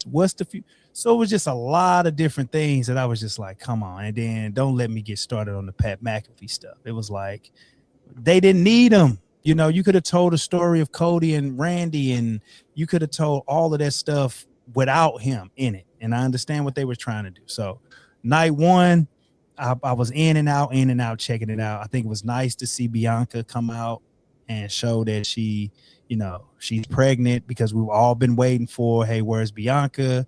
I was waiting for the surprises. I don't think it was a lot of surprises that they kind of just had me like, you know, because a lot of times, yeah, and it's like you get the moment, but then the moment has to lead to something.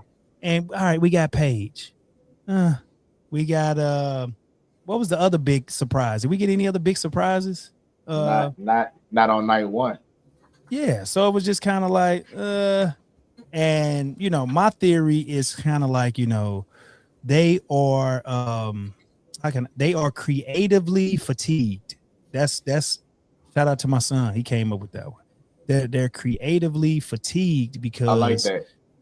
Yeah, because it's like everything, you know, growing up from our era, WrestleMania 4, WrestleMania 5, it took a whole year to tell that story. One of the greatest stories of all time. Shakespeare, you know, was, you know, the mega powers broke up, and you got, you know, Elizabeth, and you got, you know, I mean, a story. It was a story. It took a whole year to develop that story. Now what they're doing is like everything is building up to the pay-per-view. So you get, you know, you get these unnecessary matches and unnecessary feuds, and the big payoff is the pay-per-view. And once you get it, it's over. So I was a little kind of, I still think it's so much story there with a lot of these characters, but we only get them for like a month, and then it's over with. And then you trying to tell another story within another month to get us to the next pay-per-view. And then, so it's no long-term storytelling. So I was a little disappointed in that. Then I thought the audience was flat. I think those people that's at the events now, that goes to the matches now, they're not real wrestling fans. I mean, do you kind of feel that? Do you sense that? No, because they're the people who can afford the tickets, not necessarily the people who want to be there. And, you know, which leads to BT's other point. What's that? The tickets. Oh, yeah. The ticket prices was just ridiculous. So, you know, I was 2020, right after COVID, we were pulling up everywhere. I don't care where it was at. I was going to every live show. I was going to Springfield, Illinois, Des Moines, Iowa. I was going to the live shows. I was going to the NXT.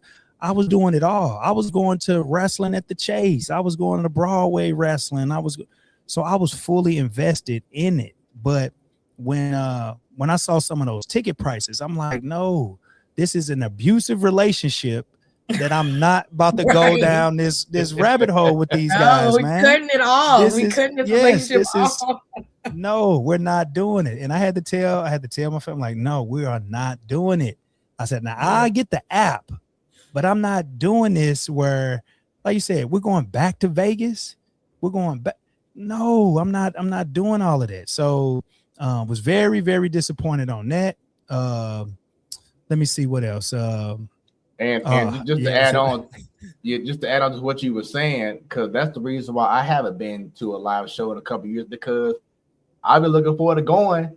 Then I see these prices. It doesn't matter if it's a secondary market or the main ticket, whatever it is. It's like just to sit, not even like on the floor, but like even like the next section up, you got to pay at least $200 just to sit there. Like back in the day, you pay $200 to be on the floor. You know what I'm saying? By the ring. But now to be on the and that's one ticket. That's and so right, you don't want to go, you don't want to go by yourself. You know what I mean? Like, we were able to get and I mean, you see, I got all of the merchandise, all of this stuff, and it's just kind of like, you know, we talk about this all of the time, and I'm like, man, do you think we were able to get the chairs, you know, because I got a Royal Rumble chair, SummerSlam chair. We got great seats, sat on the floor. We had some promos to SummerSlam because we were sitting so close. We had SmackDown. We had, you know, all great experiences. But when you try to squeeze so much out of everything that people have, it's just kind of like it's taking the fun out of it, you know. the people like let's just say with the ticket prices, if the ticket prices were a little, I'll just say a little lax, now we have more money to buy merch. We have more money to buy collectible items. We might go experience the WWE experience or whatever the case may be, because we have more things to do. But when you paying $1,000 for one ticket to sit in the nosebleeds, no, I'm not. You can't enjoy yourself. I'm not. I can't do it. Nope, can't do it. Nope. Yeah, So now night 2, your thought.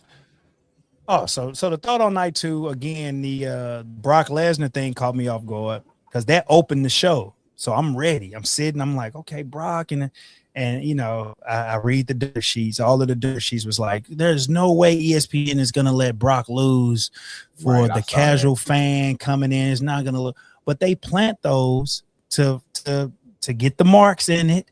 Oh, he's not gonna, and then they hit us with the he loses to get Obafemi over, and have a little, you know, I'm a little reserved. Like I like the thought of Obafemi, but I'm not for it seems too much like a racist character to me.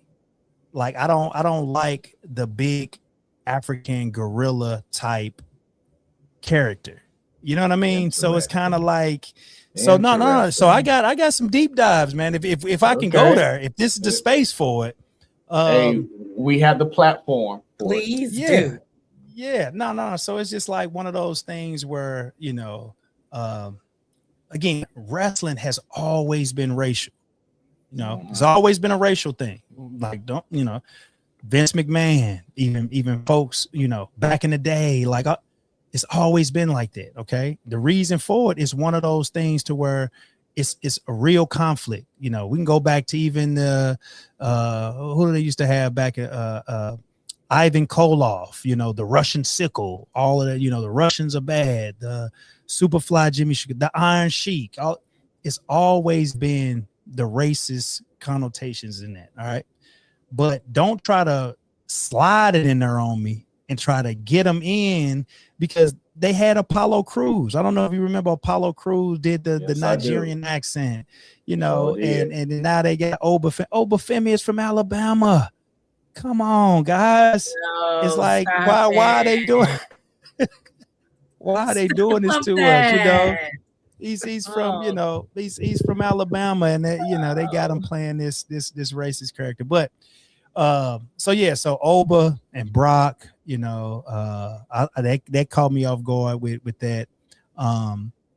Even just the way things play out, and then it goes into the whole money aspect of wrestling, and that's when a lot of this stuff kind of lost me. When, you know, they pulled the curtain back. You know, you got the Netflix deal, you got Unreal. What is it? The Netflix Unreal. What I was gonna ask you about that. Like, do you feel that's taken away? It's fake. It's fake. It's a fake kayfabe, because and trust me, I do deep, like I said, this is when I'm not hooping, Miss Faith, when I'm not I'm this wrestling. It's all wrestling. So what I was gonna say, with the Unreal, they know that they're venturing into a space with Netflix, reality TV. We need a new audience. They have us locked in, you know, and everything is about the demographics, right? 18 to 24, 18 to 42, whatever. What is everybody into? What does everybody watch? So it's a bunch of nerds that write the show based on analytics. They're not talking to the fans. I'm on Twitter, I'm on X. People have storylines that I'm like, if they went with this storyline based off that, I'm hooked. I'm hooked in. I'm not leaving the screen. But you get so many of these guys or people who do the writing for them that probably didn't even grow up even knowing anything about wrestling. They don't even know how to write wrestling. And no, it's all about money. And so now it's like everything is fitting in a box based off the advertisers. We got general, go to the general and say sometime. The general, which is a car insurance ad now, but we got to have something that has something to do with Gunther or I think Cody's spot was the Wheatley's vodka. So every sponsor has their own match. Probably character that they want in that match. Right. So that's when the stuff starts to get sticky from a Triple H standpoint, because everybody's kicking him in his back right now, but he's probably coming to the table with good stories. And then when it goes up the ranks, they're probably saying, nah, let's put this person in here. Let's put this person in here. I heard a story where they're trying to position Pat McAfee for his next big deal with Netflix. So he has his next big deal with Netflix that may be on the table. ESPN comes in and said, hey, this may be a bargaining chip or bargaining tool. We want to keep Pat McAfee. Let's insert him into this storyline and main event. Okay. If we do that, he's a wrestling fan. He's on ESPN right now. Currently, we can't let him leave and go to Netflix. So let's give him this. Let's give him that. And by them doing it and positioning that, it messes the whole story up. I was also hearing stories about that was supposed to be Aleister Black in that spot when they first pitched it. But then the higher up said, no, we're taking Aleister Black out of it. Boom, put him in here. Prime example. And I'm kind of, but Road Dogg left, got fired, walked out, sure right? Did. From the Unreal conversation, even though it was fake, but they let us in that room and it was about him and R-Truth. It was so much story there with R-Truth and John Cena. We bought the merch. We bought the action figure. We bought everything R-Truth when we found out that they fired him. We got the tweet. Soon as the tweet went out, we went to eBay.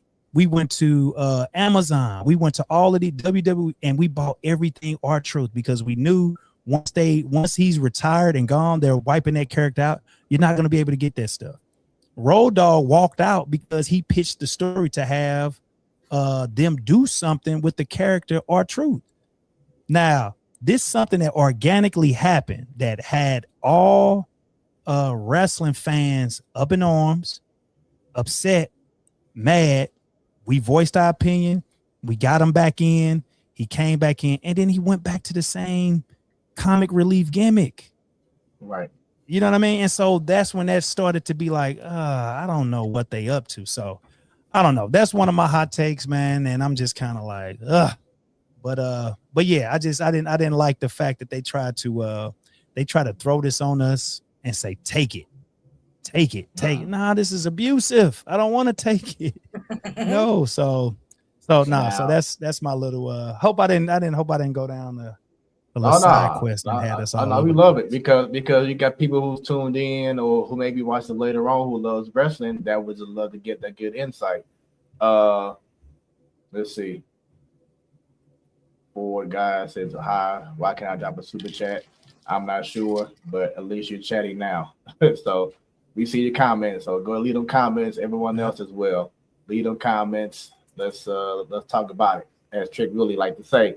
But I was going to say two things. One, my mom probably is a huge fan of you right now, talking about Obafemi because she loves her some Obafemi. she be loving that strut, man. She be, you know what I'm saying? But so hopefully, her mind doesn't change. But at the same token, I get what you're saying because that's what they did with Apollo Crews. That's what they've been doing with Kofi Kingston. Remember the whole segment when Triple H was like, man, the fake accent. Supposed to be Jamaican. Yeah, the Jamaican supposed to be a Jamaican, Right. So it is wild that we don't know what the end game, because to hire us, but I guarantee that they probably have a pitch or they're trying to do something maybe in Africa.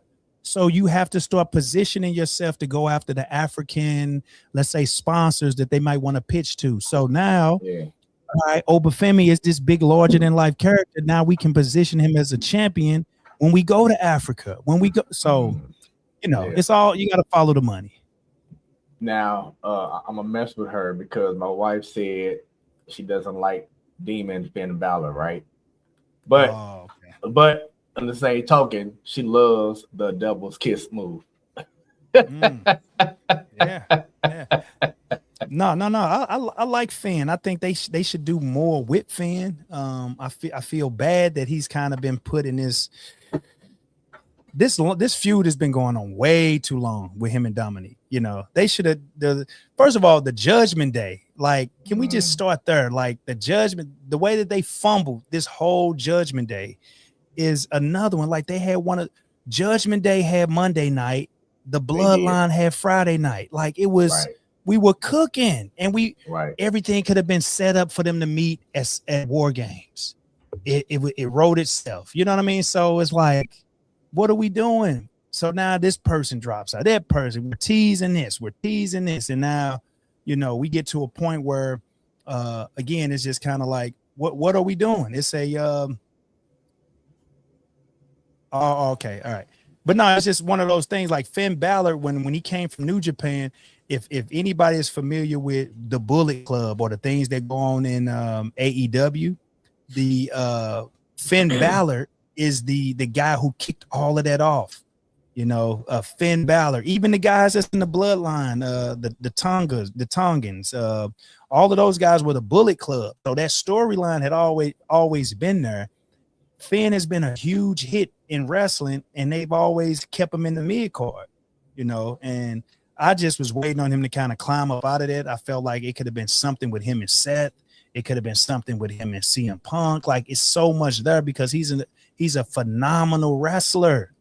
But who am I? I'm just a fan, just complaining. So, And for guys videos, so do me a favor, after we are done with this stream, kind of go back a little bit, talked about the Cardinals and how they've been playing amazing baseball this season thus far. One of the best records in all of baseball. They did have a 5-game winning streak. Now they lost 2 out of 3 recently, but they come back home Friday to face the Mariners and the Dodgers. And I am definitely looking forward to how they play against better competition. Wifey says, but I agree, night one wasn't as exciting, but watching it with true fans was the excitement for me. So yes. That'll get you, Miss Jamie. Yeah. Miss Jamie, we gonna get you hooked. You gonna know the whole storyline.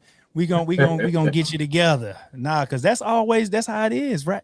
It's when people experience it, and that's what, you know, that's, you see how I light up when we talk wrestling. So it's like, yeah, when people experience it, it's kind of like a it has its origins in like the circus. You know what I mean? It has its origins in that type of stuff. So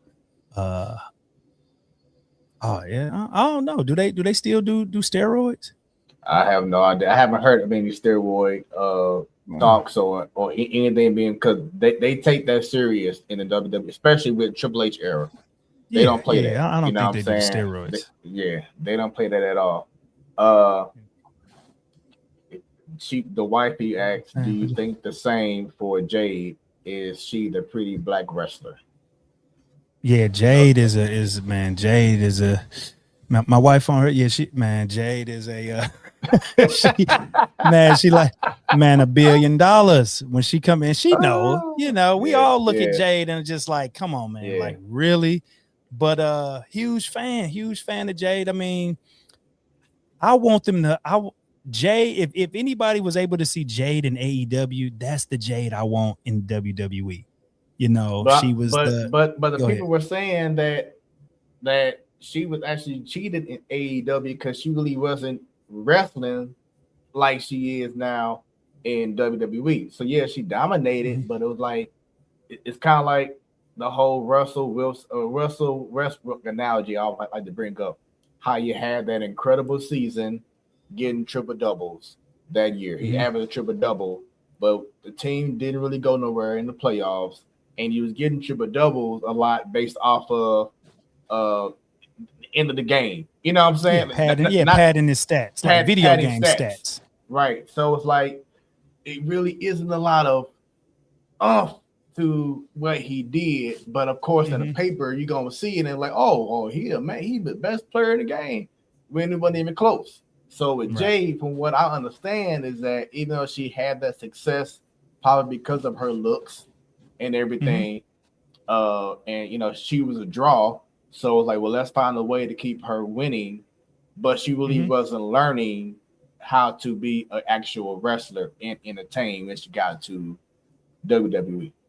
Yeah, and the big thing with that was that they took away the live shows. Like I said, I would travel to Des Moines, Iowa. I would travel to Springfield, Illinois. I would travel to a lot of these places that you probably get 10,000 fans there, but it's gonna be locals. It's gonna be like the diehards and no TV cameras. That's when you try things. That's when you make mistakes. That's when you figure out what gets over, what doesn't get over. And the fans, people, the wrestlers in those live shows, they interact with the fans way more than they do on TV. Sure. So it's a different type of wrestling that you see on the live show than what you see on the actual TV show. What we see on the TV show, that's a TV show. What we're seeing when they do things on like a Tuesday night or a Saturday night in, like I said, in, let's say, Carbondale, Illinois, they're trying to figure out what works. And when they took that away from when they took that away from folks, they had nowhere to go to work on their craft night in and night out. And so that's what AEW was. That was the big problem with AEW, was they had no live shows. You only did one TV show a week. So what do you do to hone your craft? This is like a dance move. These are dances. The more you do it, the more you get familiar with it. Jay just never been in a situation where she had to grind on a regular basis, figuring it out. And that was the downfall to her. So yeah, is her wrestling moves kind of wonky and kind of stiff? Yeah. But at the same time, it's like, that was Hulk Hogan. Hulk Hogan didn't have a smooth move set. Hulk Hogan was wrestling for probably like 10 minutes. He gonna cheat. He's gonna get hit. Then he's gonna Hulk up. Big boot, leg drop. We go home happy. Everybody's, satisfied. The same with Jade. The way her entrance, she throw that kick, lift that leg up, pin that girl. Hey, I'm nerd. Hit the replay button. Let me watch it again on YouTube a million times. So they got the formula, So shout out to Jade, man. She one of them ones. And I know we've been talking about, the black wrestlers, but you do have to admit, even though some may not be used to your liking, but just seeing the fame that has risen up from the Trick Williams, from the Jays, from Last Legend, Javon Evans, like you're seeing a nice crop of black wrestlers really coming up and taking the WWE universe by storm. I mean, like, these fans are really engaged and really loving what they're seeing from minorities. And of course you got the Samoans, what I'm saying? You got them and so many others as well. But you had to be impressed by the rise of the success of the black wrestlers. Oh, yeah, without a doubt. I just, like, again, I'm hoping that they don't just, have them just have a ceiling. I want them to see. Yeah, because, it's the mid card, the only thing that, so they're just going to be fighting over the U.S. title and the Intercontinental title. Even those belts, like, those belts are supposed to be to elevate you to get thrown to Roman Reigns or thrown to Cody. Think back in the day. The Intercontinental belt was always about who was the next person Hulk Hogan was going to wrestle. Right. So they lost the plot when it comes to that. And then I felt like they've always had good minority black wrestlers. Montez Ford is a stud. Montez Ford is, you can't tell me that Montez Ford can have a banging match like how Logan Paul. Oh, right. Exactly. You know what I'm saying? So he's a champion. So they have them already in. It's about, like I said, it's something that's going on to where it's like, okay, why are you not pushing him? Why are you not pushing? Why didn't they push Swerve? Swerve was in NXT for so long, and they had a product, the Hit Row. So it's funny that you went away from Hit Row, but now all through WrestleMania, what did you have? You got rappers and entertainers, and you could have had something already homegrown right in there that we could have been building up. So I just hope that a lot of these guys don't get kind of, stifled and pigeonholed to a certain type of, you mid card, you are, you play this role, comic relief, and that's it. No, let's see these guys get a belt. Let's see these guys get a push. Let's see these guys get, all of the things that they're supposed to have with them. And I know Faith, you haven't really said the whole life, so I'm sorry, Miss Faith. Oh no, I've been enjoying just listening. I don't know too much about the last time I watched or played anything that had anything to do with WWE was like Nintendo 64. So that's the last time I had anything to do with wrestling. So this is very entertaining to me. It's just another notch in my sports bill. So yeah. I've been enjoying it. That's what we do right here on the Platform Sports Talk Show. So before we transition to some basketball forward guys videos, what's your thoughts on Jake Paul? I think Jake Paul is just a like what they call a grifter, right? He's a culture vulture, right? Yeah. Who did he fight? He just fought. He got knocked out by a real fighter, right? Yes, he did. Anthony Joshua. Right. Come on, man. Like, he's good for what it is. It's like the great white hype. Like, we're gonna put him in there. He's a wild card. He's the Conor McGregor. But he sells fights. You want to see him get knocked out after all of the mess he's talking. And so he ran up against a real one. I think they broke his jaw. I don't think. I don't know what his next move would be. I think he would probably have to just be a promoter or something, right? Sure, his next move is trying to talk again. Yeah. Okay. I'm just saying. Woo, man. I'm just saying. All right. So once again, this is your Wednesday night sports light, the Platform Sports Talk Show. I'm your boy Smoooth, and right now on the screen, this side we have. It's your girl Faith. Get you some.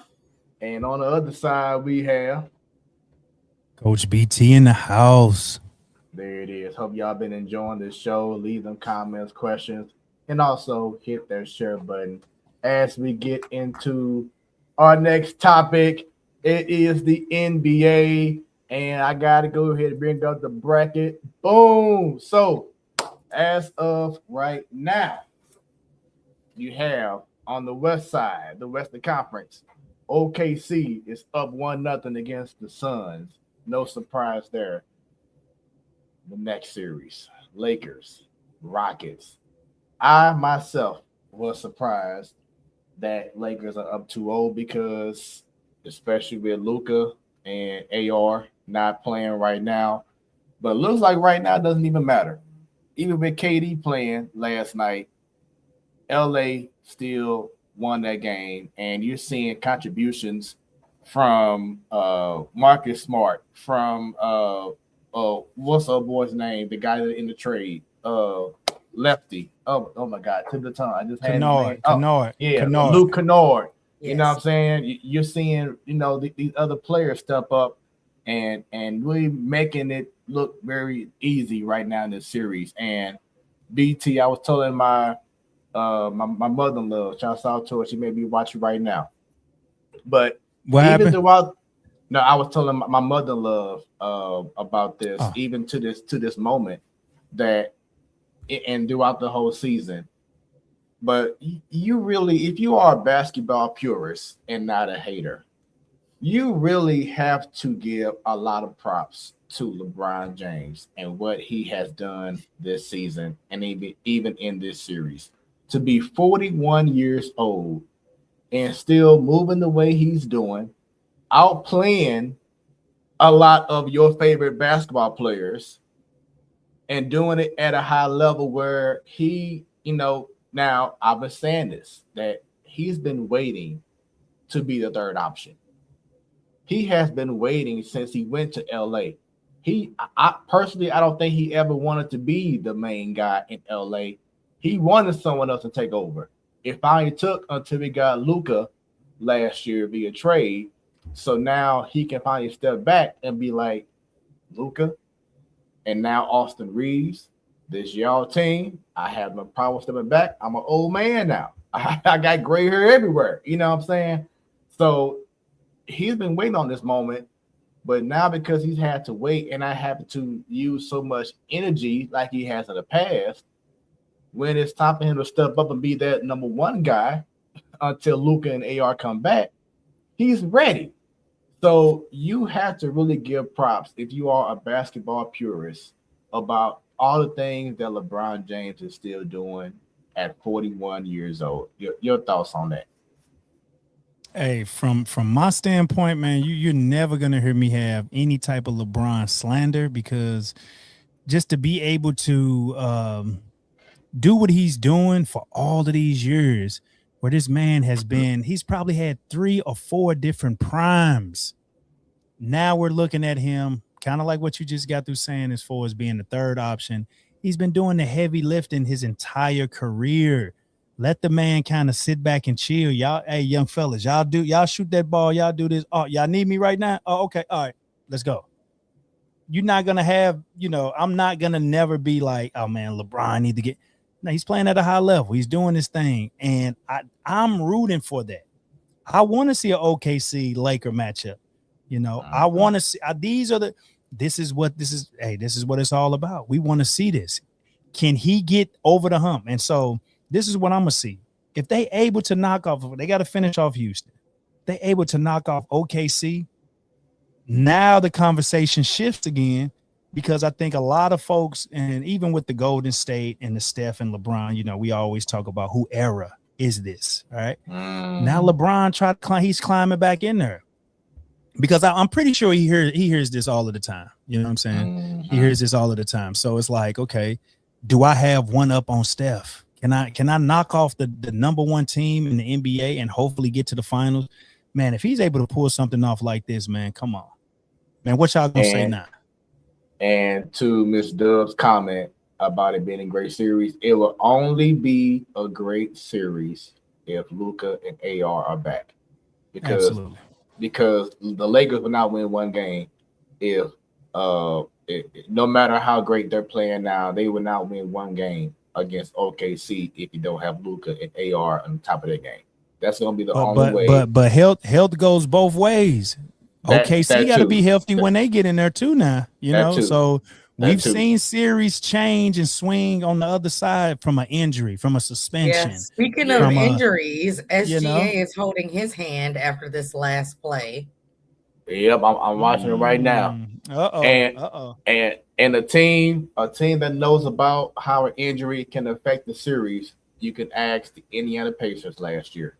Because if Tyrese Halliburton did not hurt himself last year, Game 7 could have went a whole different way, and OKC may not be champions right now. I will stick on that. If Halliburton, what the hell, he didn't get hurt last year, about a lot of things could have changed. I agree. But continuing on with the playoff bracket, Nuggets and Timberwolves. This series here. Woo! Let's go. This series right here. Hey, and when I say I love watching Anthony Edwards. Same. Like, he's my absolute favorite player right now. Like absolute entertainment to the max. The max. Doesn't matter how much off the court drama he be doing or trying to do or whatever. When he balls on the court, he doesn't hide it. He just balls out. He gives that old 90s feel. I love it. Mm-hmm. I love everything about it. Everything about it. Everything that he brings to the game, to the court every single night. And I understand a bunch of shenanigans and drama off the court. In fact, I'm honestly kind of pissed about how the NBA played him and kind of robbed him about, I think they excluded him for he didn't play all 65 games or whatever. And then they, let Luka and then a couple other people, qualify or whatever. I think that was a bunch of BS, you know what I'm saying? But whatever, he's still, I love the energy that he brings to the game every single night when he plays. I can't wait to see them beat the Nuggets. She already put it out there, but this should be probably a 7 game series. I can definitely see this being a 7 game series. Of course, you got one of the best players in the game, Jokic. But what we have been seeing in BT, of course, with the being a coach, please give us your opinions on this. But it seems like when Jokic is playing a certain team that has a lot of energy and pounds on him, especially in a 7 game series, that takes a toll on him and that affects the whole Nuggets team. Yeah, no doubt. And I think Minnesota has been preparing themselves for this type of situation, especially with the type of team that they built. They got a lot of dogs. They got a lot of guys that, that play basically just like, man, a typical NBA wing and just like they got some studs and they got guys that they can throw at, especially like a Denver team to where, Jokic is going to be Jokic and all of that. But like you said, the athletes. Now, if he had maybe one or two Rudy Gobert or this and that just to kind of but he got some dogs that's laying on him night in and night out, and he can't just, play around. You got to just straight up handle your business. And Minnesota has built their team to handle business with anticipation to get to Oklahoma. Now, if Oklahoma is not there, they've done all of this and built the team around. They may jump into their forefront because I still think that even though, and we haven't got to the Spurs yet, I just feel like they're not ready yet. But go ahead. So I like Minnesota in this series. Yeah, I think that the way Minnesota plays, it forces the Nuggets not to have to play every possession. They cannot take a possession off. They have to play every single one of them. They cannot take their foot off the gas. They cannot let up. And again, it's very, very physical. And there are a couple of people on the Nuggets who can absorb the physicality, but the majority of them, Jokic being one, cannot. He has trouble with that. And like you say, by the end of the series, if it goes 7 games, it wears him down. And if it goes that far, then the advantage to me goes to the Timberwolves. Yeah. And the T-Wolves remind me of like hyenas, kind of like on the Lion King, just always just bring you down. That's how the Timberwolves are. They remind me of something like that. But let's talk about the next series, which a huge shift may have happened. It depends on the health, as BT said earlier, the health of Victor Wembanyama. As y'all saw the highlight yesterday, he was going up for a layup or something, and he landed pretty much, and it was a nasty landing. Had a concussion, going through protocol. Now, the good thing is they don't play until Friday, so it gives them time to rest up and hopefully get better. But with Portland taking their game too, that was a huge shift in the series because now Portland has all the momentum, and I haven't heard a lot of people talking about this, but we all remember what happened during the middle of the season with this whole Chauncey Billups situation and the other cat from Miami, Terry Rozier. The whole gambling thing. Right. We have to give credit and props to Tiago Splitter for what he's done with that Blazers team to take them through that adversity. Isn't that crazy? Former Spur, Tiago Splitter, doing what he's doing in Portland right now. I don't think anyone saw Portland getting to the playoffs and winning the game in the playoffs. And that's what he's doing with Portland. So you have to give credit to Tiago Splitter. But BT, I'm down to hear. I play you're gonna say some more hot talk. You know what I'm saying? Some spicy things about the Spurs.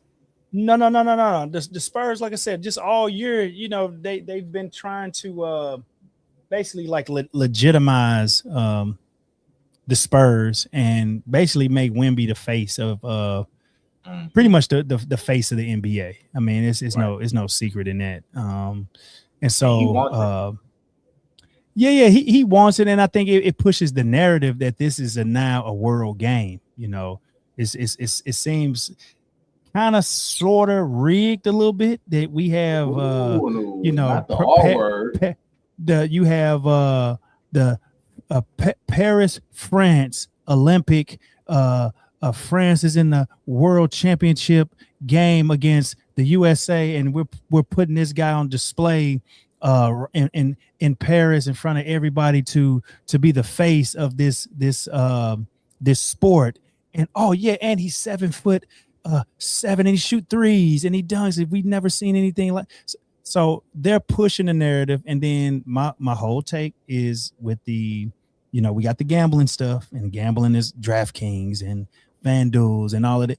They're gonna squeeze as much as they can out of this series. Spurs are gonna win. They're gonna make it as interesting as they can. But shout out to the Trailblazers, because the way that they form the team, because again, no big superstar, it was the big Dame Lillard. Is he going back? And then so they had a whole bunch of just novice guys doing their thing, grinding, pretty much like a old school college type feel. And they snuck in, they got the 7th seed, but now they have to face the Spurs. And they're gonna play with our emotions through this series, probably sit them out to probably game 5, and then they're gonna probably run away with it. But the play is gonna be Spurs, Lakers, Spurs, Oklahoma City. But again, we still got Minnesota in there. So again, we got primetime TV. Everybody's gonna tune into that. So you got to follow the money. You got to follow where things are going. And so, yeah, even though he has the concussion protocol, I can see them possibly sitting him out maybe a game or two. But when game 5 comes around, everybody knows that's the real game. So if that's going to be the closeout game, or if that's going to be the game that swings the series, I can see him playing probably in the next couple games, possibly by game 5. So now on the East, we have now this is updated now. The series is tied at 1. Detroit pretty much destroyed Orlando tonight. So the series tied at 1, goes to Orlando next. So that's going to be a tight series. I can actually see that game. I'll probably say probably at the most 6-game series now. I'll probably say that. For Detroit in 6? Yeah. Yeah, I agree with that. Yeah. Yeah, I can see that. Faith, any thoughts on this series? In my heart of hearts, Orlando is my team, man. And I had higher hopes after the first game, and actually after the first quarter today, because they were kind of sticking with him for a bit of the first half of the game. And then it was a total blowout beyond that. So I'm hoping that because they're going back to Orlando, maybe they can readjust, turn some things around. I'm still going to stick with my guys. I got faith. So I'm going to stick with that. That's all I got to say about that. And shouts out to Daniel Gallagher showing love to Coach BT. So he knows I'm from St. Mary's Southside Catholic High School. So shouts out to you for tuning in to the platform sports talk show this evening. Greatly appreciate all the love and hope that you can share this stream, share the platform sports talk show with so many others as well. So we appreciate you. Thanks, Daniel. Appreciate you. Cavaliers and Toronto. I think that series is a wrap. I think that'll be a sweep. That's just my opinion. I think this will be the first time since he's been in Cleveland that Donovan Mitchell will advance past the first round finally, probably with the help of James Harden, which I feel like that's a good fit. I know how you brought up fits earlier doing your coaching journey, BT, about how Beaumont this and then what'd you say, Gateway STEM, and how you said it wasn't the right fit. I think Cleveland is a perfect fit for Harden. I think it's perfect for him. But we'll see how that lasts, because we thought it would be good in LA, and then what happened. So, it's James Harden, so you never know. Exactly. But yeah, I take it y'all agree that this will be a sweep. Yeah. I think it'd be a miracle if they win one game. What you say, BT? No. I'm thinking it's going to be a sweep. I'm ready to get the fishing poles out, man. It's time for them to go fishing, man. Hurry up, get them out of there. So this next series, this is a series that I can see being upset. And I wouldn't have said this a few months ago, but since the trade deadline, if people have not been watching, the Atlanta Hawks have been one of the best teams in the NBA since the trade deadline. When they got CJ McCollum, when they acquired dude from Golden State who was unhappy. What's his name? Buddy Hill. Not well him and oh my goodness, I'm bad with names tonight. Let's see, hold on. I got his face, but I can't think of his name right now. Golden State trade. See, it's the power of going live and having Google. You can just go ahead and just pull it up real quick. Jonathan Kuminga. Yeah. You know, he's a guy who he's a, as you said, BT, about someone else on Portland or Golden State, whatever. A stud. This dude has been waiting for his moment, and now he's on a perfect team where he can do that, along with I think it's Josh Johnson. But that Atlanta Hawks team, they can upset the Knicks and win the first and win that series. I would not be surprised if that happends. If that happens, the Knicks. Man, I'm riding with them. I'm riot. You're right.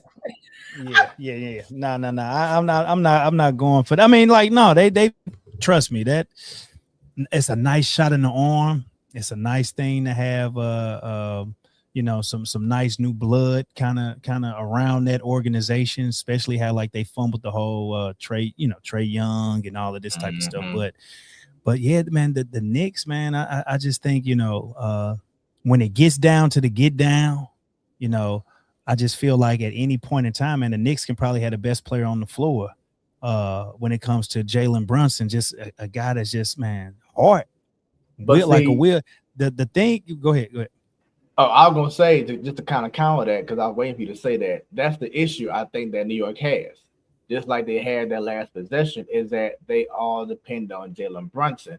So then they get stagnant on offense, and then it's ISO ball, and that's how you lose games because you're not moving the ball in clutch moment. Now, yes, he's one of the best clutch performers in basketball, but your offense in late game opportunities should not be stagnant. And just saying, okay, everyone just spread out, get out the way, and let's depend on Brunson. Because what happened? That's exactly what they did in game 2. They allowed him at the end of the game to try to make a game-winning shot by not passing the ball around and actually running a play, but they just stood around stagnant. Jalen Brunson had the ball. He's trying to go against 5 guys. And what happened? And I ain't talking about 5 guys that you get burgers and fries from. I'm talking about 5 guys on the court that he trying to take on, and he got stripped. You know what I'm saying? And it's game over. So you have to, if you want to use him, still run plays to make that happen. I mean, even back then when, you know, during the Jordan years, Phil Jackson ran plays where Jordan could do this, could do that. And if Jordan wasn't open, you had a wide open Steve Kerr or wide open John Paxson, coach, you know, Kukoc, whoever it is. So you have to actually run set plays and not just be stagnant and say, oh, Jalen Brunson got it. He's our clutch player of the year. So he'll just do it for us. Everyone just sit back and just sit down on the floor. You can't do that.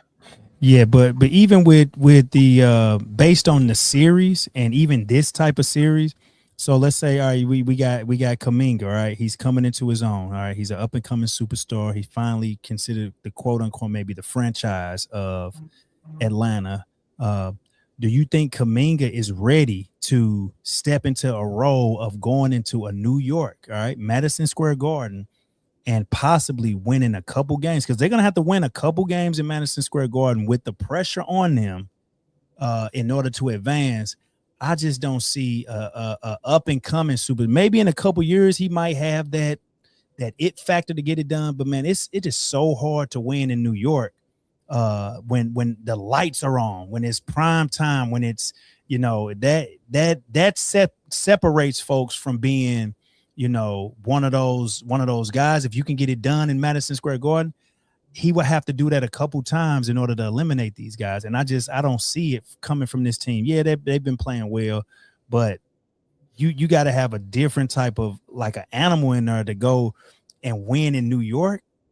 I don't see it. I don't have the faith in Atlanta's organization to be able to win in New York, knowing that all of the marbles are on the line. I just feel like some of them guys are gonna do something silly and something stupid once they get up there. So you asked the question, could he do it? Now, I don't see him being the best player. I said Josh, but it's Jalen Johnson. That's who is right now their best all-around player. But to answer your question about Kuminga, he has a ring. He won the Golden State. He played under Steve Kerr. He played with Draymond. He's played with Steph Curry. He's played with guys who knows how to win. The Knicks, it is no pressure.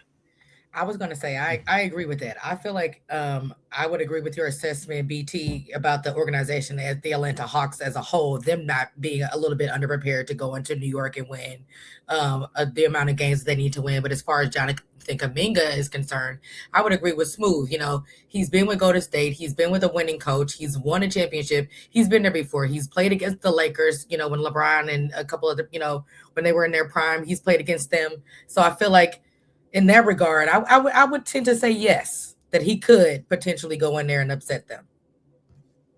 But it should be an exciting series. And like I said, I will not be surprised if the Hawks win this series. I will not be surprised at all. This last series, Boston and Philadelphia. Wow. Game 2, Philadelphia came through and took a game at Boston where I thought Boston would sweep them. And not saying they in trouble, but for Philadelphia to win the game without having Embiid playing, that's huge. I think that was the sports makers. The betting thing just throws everything off. There's no way. There's no way Philadelphia should have won a game. Period. Yeah. Never. I was definitely shocked. So, I mean, it might go to what BT was saying, the whole R word, you know, and we talking about racist. We talking about man. Yeah, no, I mean, so at the end of the day, what's the story here? What are we selling? All right. So again, you also, again, even though we love the sports and we love, you know, the X's and all. At the end of the day, it's going to come down to those decision makers, man. Those folks probably in Vegas somewhere, basically able to say or put their hand on something to say, all right, now we need this, we need that. I believe they want New York, Boston to play against each other. I believe that they want who else was at the time? We had Cleveland and Detroit. Because now you got two small markets that, again, the whole nothing is by accident. You know, they're trying to get to a point where these big markets, you know, these big markets and these high profile players, they want to try to drive in more ratings, more you know, eyes on these smaller markets. So what way to do it? All right, let's have Detroit, let's have Cleveland in there. Okay, let's have these OKCs, let's have the Minnesotas, because we're tired of these, you know. We get LA almost every year, you know. We get the Clippers. We need to have some new blood in here. So I can see some funny business probably going on, but I think at the end of the day, they probably want to have Boston in there versus a New York. So whatever way that they need to do that. But I like the 76ers. I just had my son come in. He's like, man, that's my team. I like the 76ers now. But I just feel like it's gonna be some funny business in there. Yeah, you got BJ Edgecombe, Tyrese Maxey, you know, Paul George just came back. So, you know, they you know what I'm saying, playing with some you know, with the statement in mind. But going back to what you just said before we end this show, which has been amazing, by the way.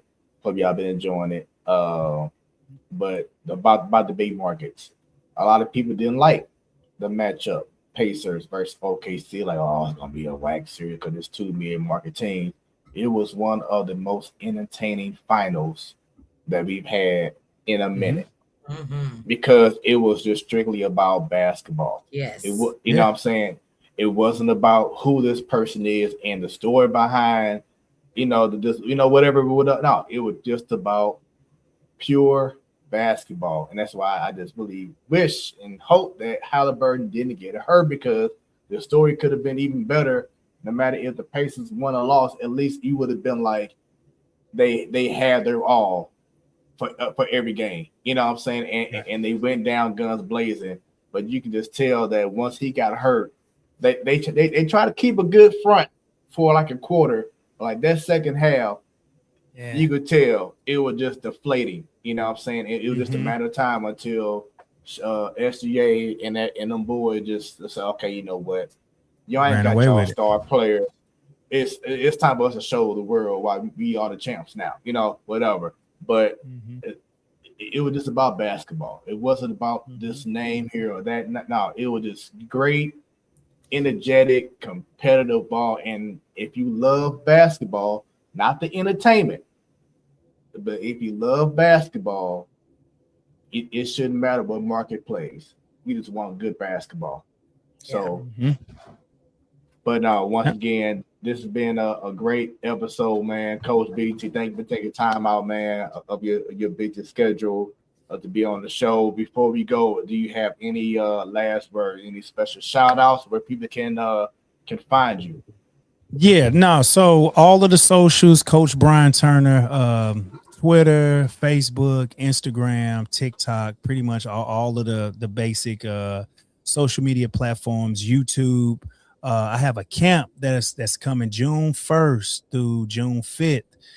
You can sign up for all of the camps. Look at the dates. I think June 15th through the 19th, July 20th through the 24th, and then also do a father-sons basketball camp on Father's Day early morning.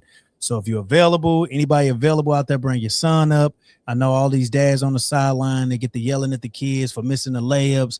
Come to the father-son camp. Let your kids see you miss layups so they can bark at you about not passing the ball up the court or dribbling with your head down. Let's see you do it. All right. So, basketball camp kicking off in June. Go to the website. Man, tons of basketball. Hit me up. I mean, we always in the gym, man. Wednesday nights, man. Team unknown, 5th grade through 7th grade, 4th grade through 7th grade. Skills training, workouts, man, all the above, man. Hit me up. Appreciate you. And Faith, do you have any last words before we leave? I just want to thank our special guest tonight, Coach BT. It was a pleasure to meet you. Thanks for the nostalgia. You know what I mean? It was I just want to, congratulate you on everything that you've accomplished so far, and good luck on everything that for the future for you. And to St. Mary's, good luck for the season coming up.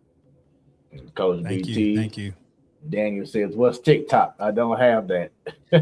Daniel, I'm gonna have to hit you up, man. Appreciate you chiming in, man. Appreciate you watching this video, man. Daniel, that's a great guy, man. Appreciate you, Daniel. And everyone else, once again, this is your boy Smoooth with 3 O's. Make sure y'all scan the QR code right there and connect with me on all the socials. You get the website, everything that I do, all the different things under the Smoooth Productions umbrella will be right there. So go ahead and show love and get ready for next week. The Man Cave have a special guest scheduled to appear. They will be running promo very soon. But everyone else, thank y'all very much for showing love to the Platform Sports Talk Show Network. Y'all have a great rest of y'all evening. Enjoy this weather coming up, and y'all have a good one. Appreciate y'all. What you have just experienced was brought to you by Smoooth Productions. Until next time, stay tuned and stay smooth.